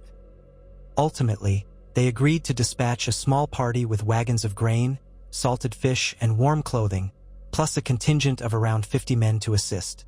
A mere fraction of Robb's forces, but at least a gesture of support. They would follow the King's Road as far as possible, then see how the weather fared. Hother Umber volunteered men from Last Hearth, which lay near the route to the wall. They were best suited to traveling in harsh winter conditions. I will keep them safe, he said. If them others be real, we want to face them on our own terms, not wait for them to sweep over us. Robb nodded, relief warring with dread. We send them swiftly. I'll write a personal reply to Jon, letting him know we stand with him, though we cannot move our entire host. And if Stannis demands we bend the knee, we'll cross that bridge later. It was a compromise, but it felt right. The next morning, the Watchers selected for this mission began to assemble gear. The messenger, Ed Tollett, was grateful for the supplies but couched it in typically dour humor. We'll likely freeze or be eaten by whites on the way, but it's better than no help at all. The men parted with cautious optimism. Robb stood at the gates, seeing them off. Gray wind watched them vanish into the swirling white. 9 winds of decision. The new year came with deeper snows, pressing the world into an eerie hush. People found themselves sleeping longer in the near-perpetual twilight. Winter's darkest nights had arrived. It was an introspective time. Robb worked daily with stewards to ration out the Manderly provisions, ensuring the hundreds sheltered in Winterfell's walls ate modestly but adequately. Meanwhile, the blacksmith hammered out repairs to arms and armor, repurposing old Bolton gear where possible. Scouts patrolled outward, but found little beyond the occasional band of wolves or drifting lumps of ice on the rivers. The realm felt suspended, waiting for the next crisis to break. Then, on a morning dark with leaden clouds, a raven arrived from White Harbor bearing a letter from Lord Wyman Manderly himself. Robb read it in the presence of Catelyn and Wylis. Lord Wyman expressed continued loyalty, then inserted a new twist. He'd received feelers from King's Landing, presumably from Cersei Lannister or her advisors, seeking to bribe or threaten White Harbor into turning on Stark. They offered titles, gold, and shipping rights if Manderly would help undermine the so-called king in the north. Wyman had refused, of course, but the attempt revealed that the Lannisters still had eyes on the north. Robb frowned over the parchment, anger stirring. So even in winter, the Lannisters cast their net. They might be planning something for spring. If they reassert their power, they could try to invade or really with Walder Frey to strike from the south. Catelyn set down the letter. The Lannisters must see you as a threat. Walder Frey told them you were dead, but the realm now knows better. They want to disrupt any resurgence of Stark power. Wylis Manderly's jaw clenched. My father is no fool. He'll feed them falsehoods, keep them at bay. But we must be ready. If the Lannisters and Freys unify, they could attempt an invasion once the snows melt. They might cross the neck or land troops at the White Knife if they have ships. Robb paced. The battered great hall loomed around them, the scaffolding overhead like a cage of timbers. We must ensure Moat Cailin remains under our watch. We already have Brotherhood allies in the region, plus Howland Reed's Crannogmen. In spring, we might reinforce it further. If the Lannisters come, they'll find crossing the neck no easy feat. He paused, remembering how traveling with the Brotherhood had taught him the Riverland's hidden pathways. And if Walder Frey tries to commit men, he'll face outlaws and our watchers. War can still happen, but we'll be better prepared. The conversation turned to whether Robb should attempt a more proactive approach, like striking the twins in spring. But that seemed overly ambitious when the North needed every resource for rebuilding. Catelyn especially cautioned that any open assault on the twins risked a lengthy siege and possible Lannister retaliation. We must stabilize the North, she said firmly. Once we are unassailable behind the neck, once the harvest is secure, then perhaps we can address the Freys. Rushing into another war invites ruin. Reluctantly, Robb agreed. He wasn't the reckless boy who once marched south with illusions of quick victory. The lessons of the Red Wedding were etched on his soul. We build, we strengthen our alliances. If the Freys or Lannisters come for us, we'll crush them on our ground. Faces in the storm. In the hush of a midwinter morning, Robb mounted his horse near Winterfell's stables. He wore a thick cloak of wolf fur, leather gloves, and felt the cold sting his cheeks. He had decided on a short ride to the farmland beyond the walls, to inspect a cluster of huts that had recently been reoccupied by Retur. Ning's smallfolk. With him rode a dozen men and women in stark colors, plus Grey Wind, trotting easily on the snowy track. Winter's sun struggled behind gray clouds. The air was still, every sound carrying. They passed the outer gate, where newly installed wooden spikes ringed the perimeter. The land spread white and silent. A few crows flapped overhead, their calls sharp. Drifts piled on each side of the path. Robb kept his horse at a steady walk. The men behind him joked quietly, but tension underlay everything. Even a simple ride could be dangerous if stray Bolton men or starving brigands lurked. They reached the huts. 4 or 5 small structures, battered but intact. Smoke rose from a central fire pit. A handful of children peeked out from doorways, eyes wide at the sight of uniformed riders. Robb dismounted, letting Grey Wind pad beside him. Slowly, villagers came forward. An old woman with a cowl, 2 young men carrying crude spears, a mother cradling a baby. Fear warred with cautious hope on their faces. "Greetings," Robb said gently. "I'm Robb Stark. I came to see if you need anything. This land was abandoned last year. You risk returning in winter, but we'd help if we can." At his name, the old woman's eyes lit with recognition. She hobbled forward and managed a wobbly curtsy. "Your Grace, they said you lived, but I thought it might be rumors. We have so little. But come see." She led him to one of the huts. Inside, The air was smoky, a single cook fire heating the cramped interior. Chickens clucked in a corner. The old woman explained they'd fled months back when Bolton men raided, but after hearing the Starks controlled Winterfell again, they returned. "We have enough feed to last maybe a few more weeks. Then, I know not." Robb placed a reassuring hand on her shoulder.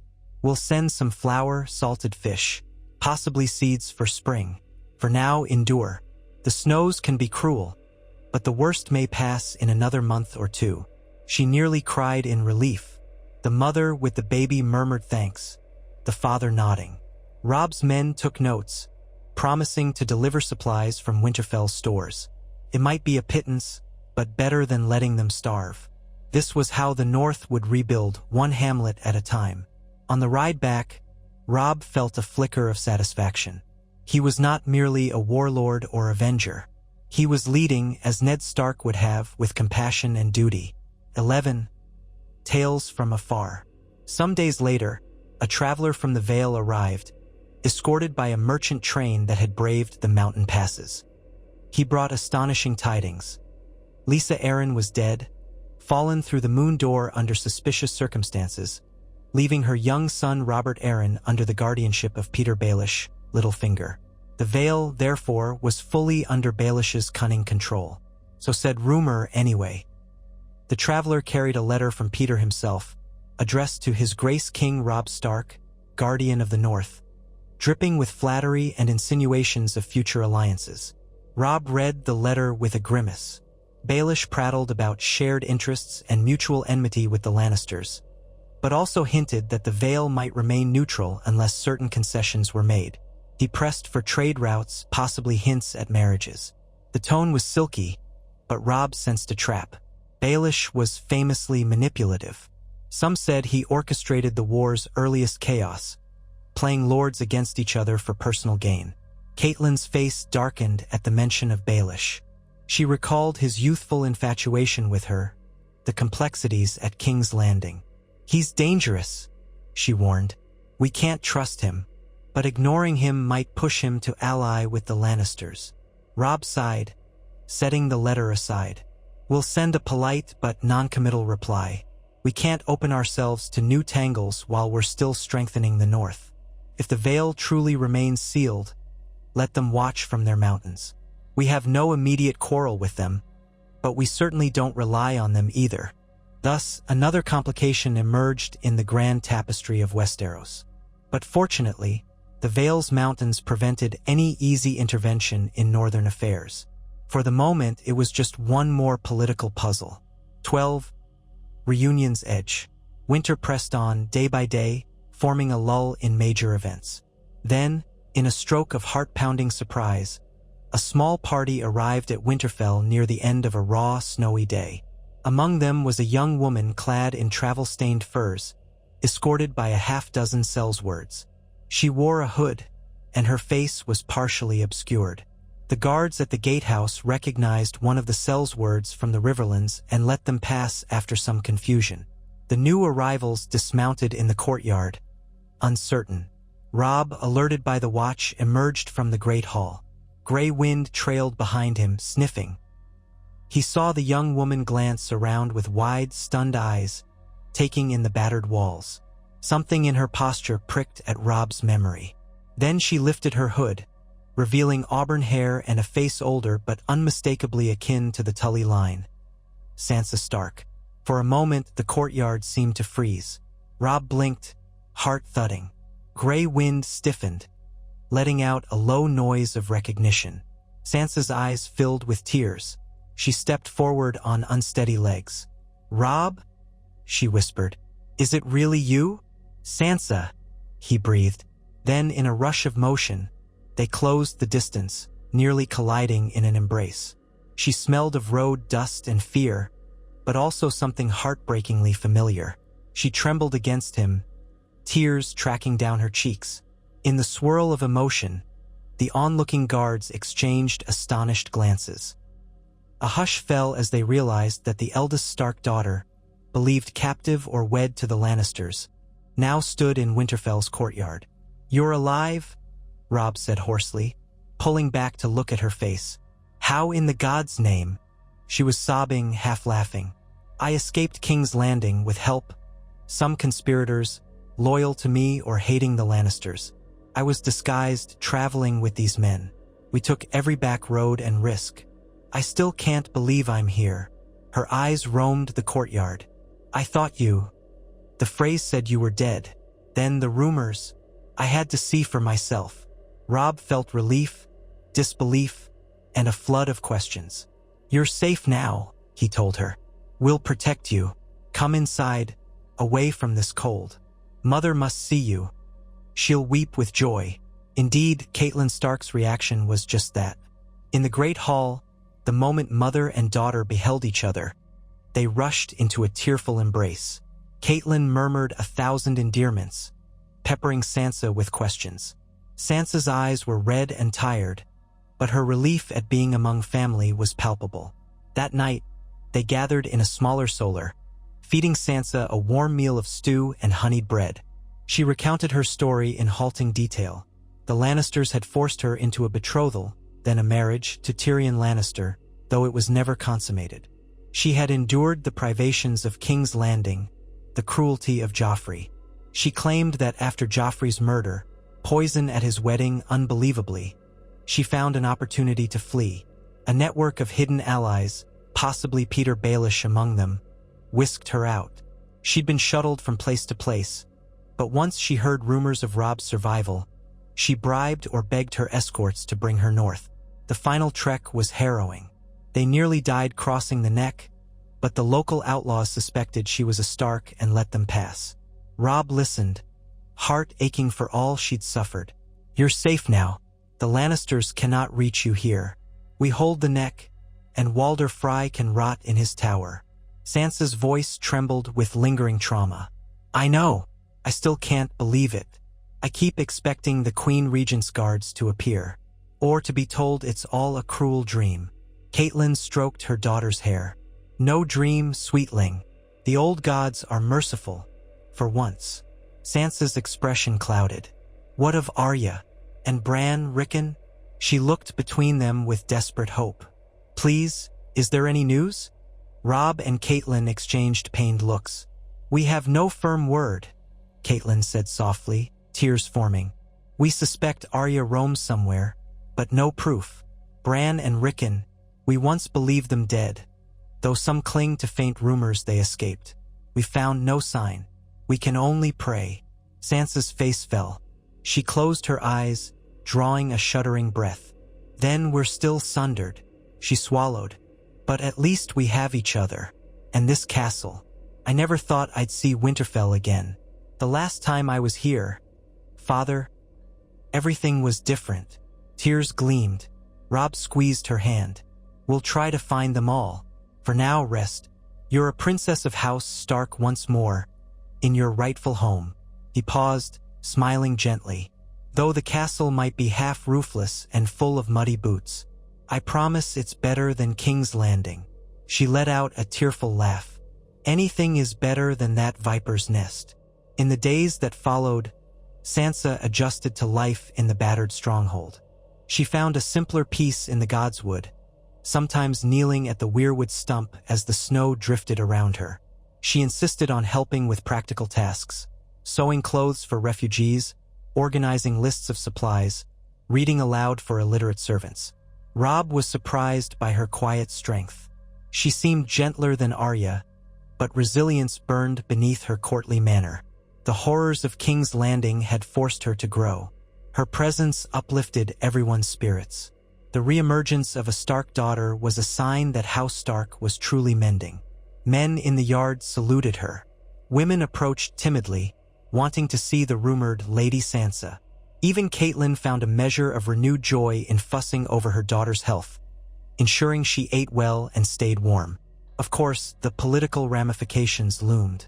Sansa had been forcibly wed to Tyrion Lannister. Could the marriage be considered valid? By northern custom, likely not if never consummated, but the Lannisters might claim otherwise. The future was uncertain, but for now no Lannister army would come. The snows locked the realm in place.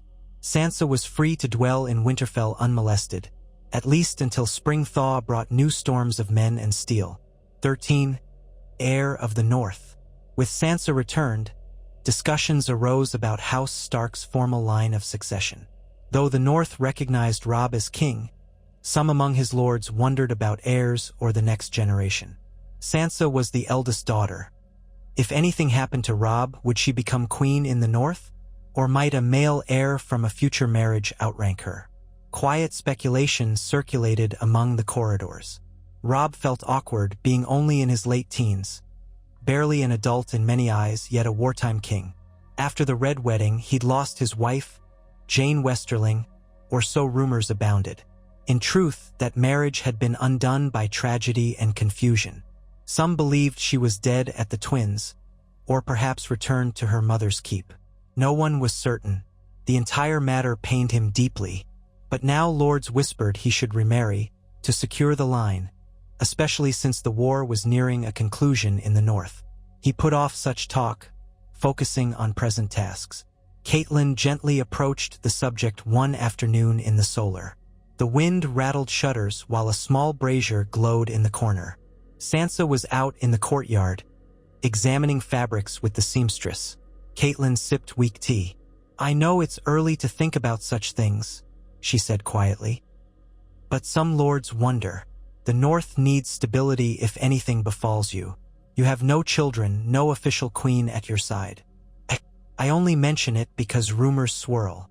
Robb sighed heavily, leaning back in a creaking chair. "I've heard. We're in the middle of winter, half the realm in shambles. The notion of wedding feasts and alliances feels far away. But perhaps soon, for the sake of the future." She offered a small nod of understanding. "There is no rush if your heart is not ready. But do keep in mind that enemies like the Freys or Lannisters might exploit any perceived lack of an heir." She paused, voice softening. "You're so young, Robb. I wish the world gave you more time. But we must deal with reality as it is." "I know, Mother." A pang twisted his chest. He recalled Jane, how he had hastily wed her in the South out of guilt and passion, how the Red Wedding ended everything. He cleared his throat. "We'll see. For now, we remain vigilant.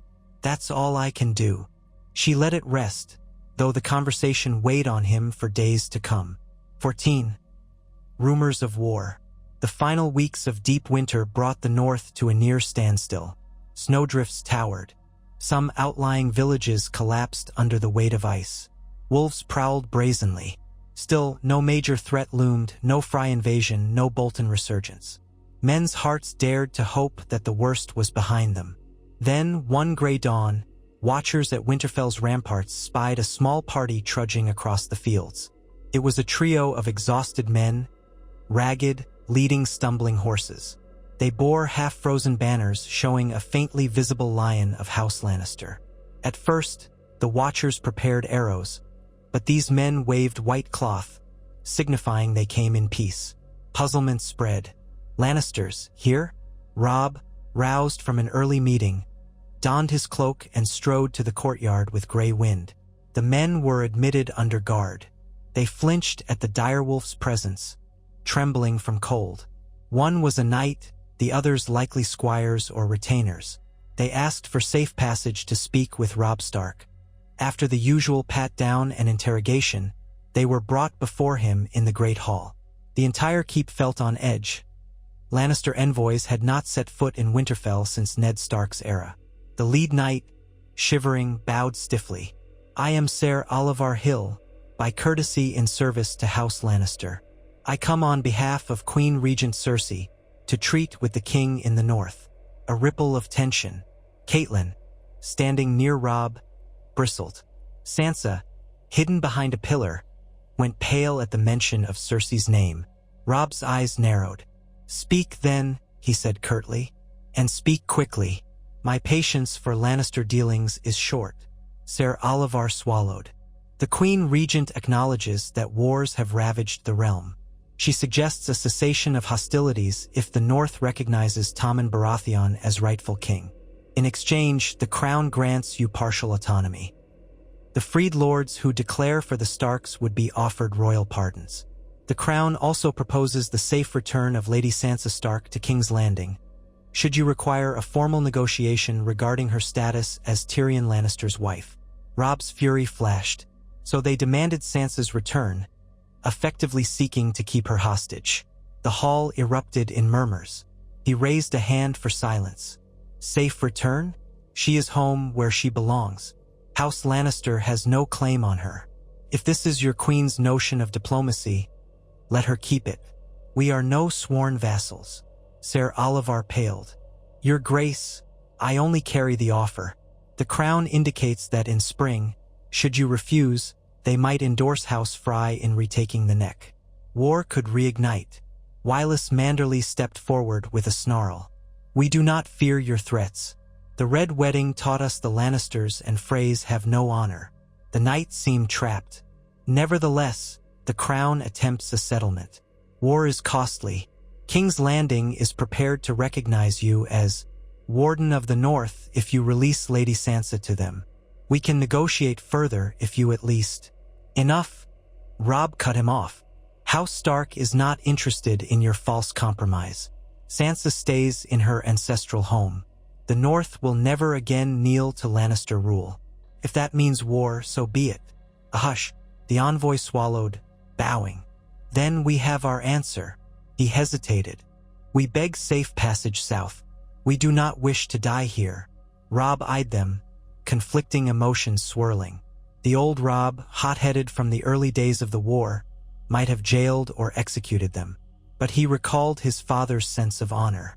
Envoys, unless they threatened direct harm, deserved courtesy. You shall have safe passage, he said, though his voice was cold. But leave now. If the Crown wants to talk, they can do so with honesty, not demands for hostages. Go, and tell your queen that the North stands free. Relief flickered on Ser Oliver's face, though he knew he'd failed in his mission.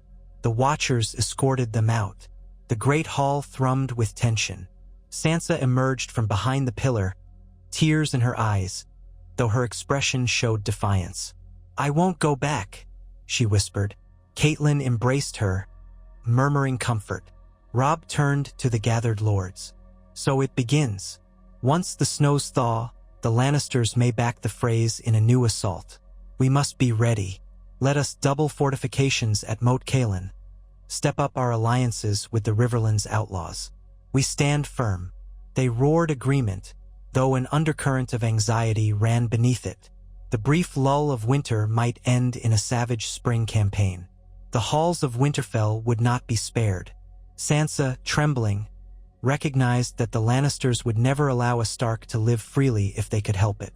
She quietly vowed to do what she could to aid her brother's cause. That night, Robb found himself on the ramparts again, the air frigid, stinging his lungs. Gray wind pressed close. He gazed south, where the line of the King's Road vanished into darkness. The Lannisters threatened from a distance, perhaps counting on the Freys to be their northern hammer. The Boltons skulked somewhere. The Vale was in Baelish's hands, the Riverlands still in chaos. And beyond the wall, a threat of ice and death loomed, all while the North tried to stand tall and heal. Yet House Stark was stronger now than ever since Ned's execution. Winterfell stood. The Dreadfort was subdued. Allies came out of hiding. Sansa's return gave the people hope. With each passing day, the scattered pieces of the pack gathered, forging a shield for their homeland. If war came, the wolves would be ready. Robb recalled the old words. When the snows fall and the white winds blow, the lone wolf dies but the pack survives. House Stark had been battered. He himself had nearly died at the Twins. But he had endured, and the pack was slowly mending. In that knowledge he took solace. He looked at Grey Wind, the direwolf's amber eyes shining. Let them come, he murmured into the howling wind. We'll defend the North as we must. In the sky, clouds drifted to reveal a sliver of moon. Another chapter in the long saga was beginning, but the foundation was set. The king in the North remained, with an army to back him, a castle rising from ruin, and a vow that no man, no Frye, no Lannister, no Bolton, would break the wolves of Winterfell again. In the hush of that winter night, The direwolf banner rippled defiantly over the ancient battlements, a silent challenge to all who still threatened the Starks. And so the story continued, carrying the North toward the uncertain dawn.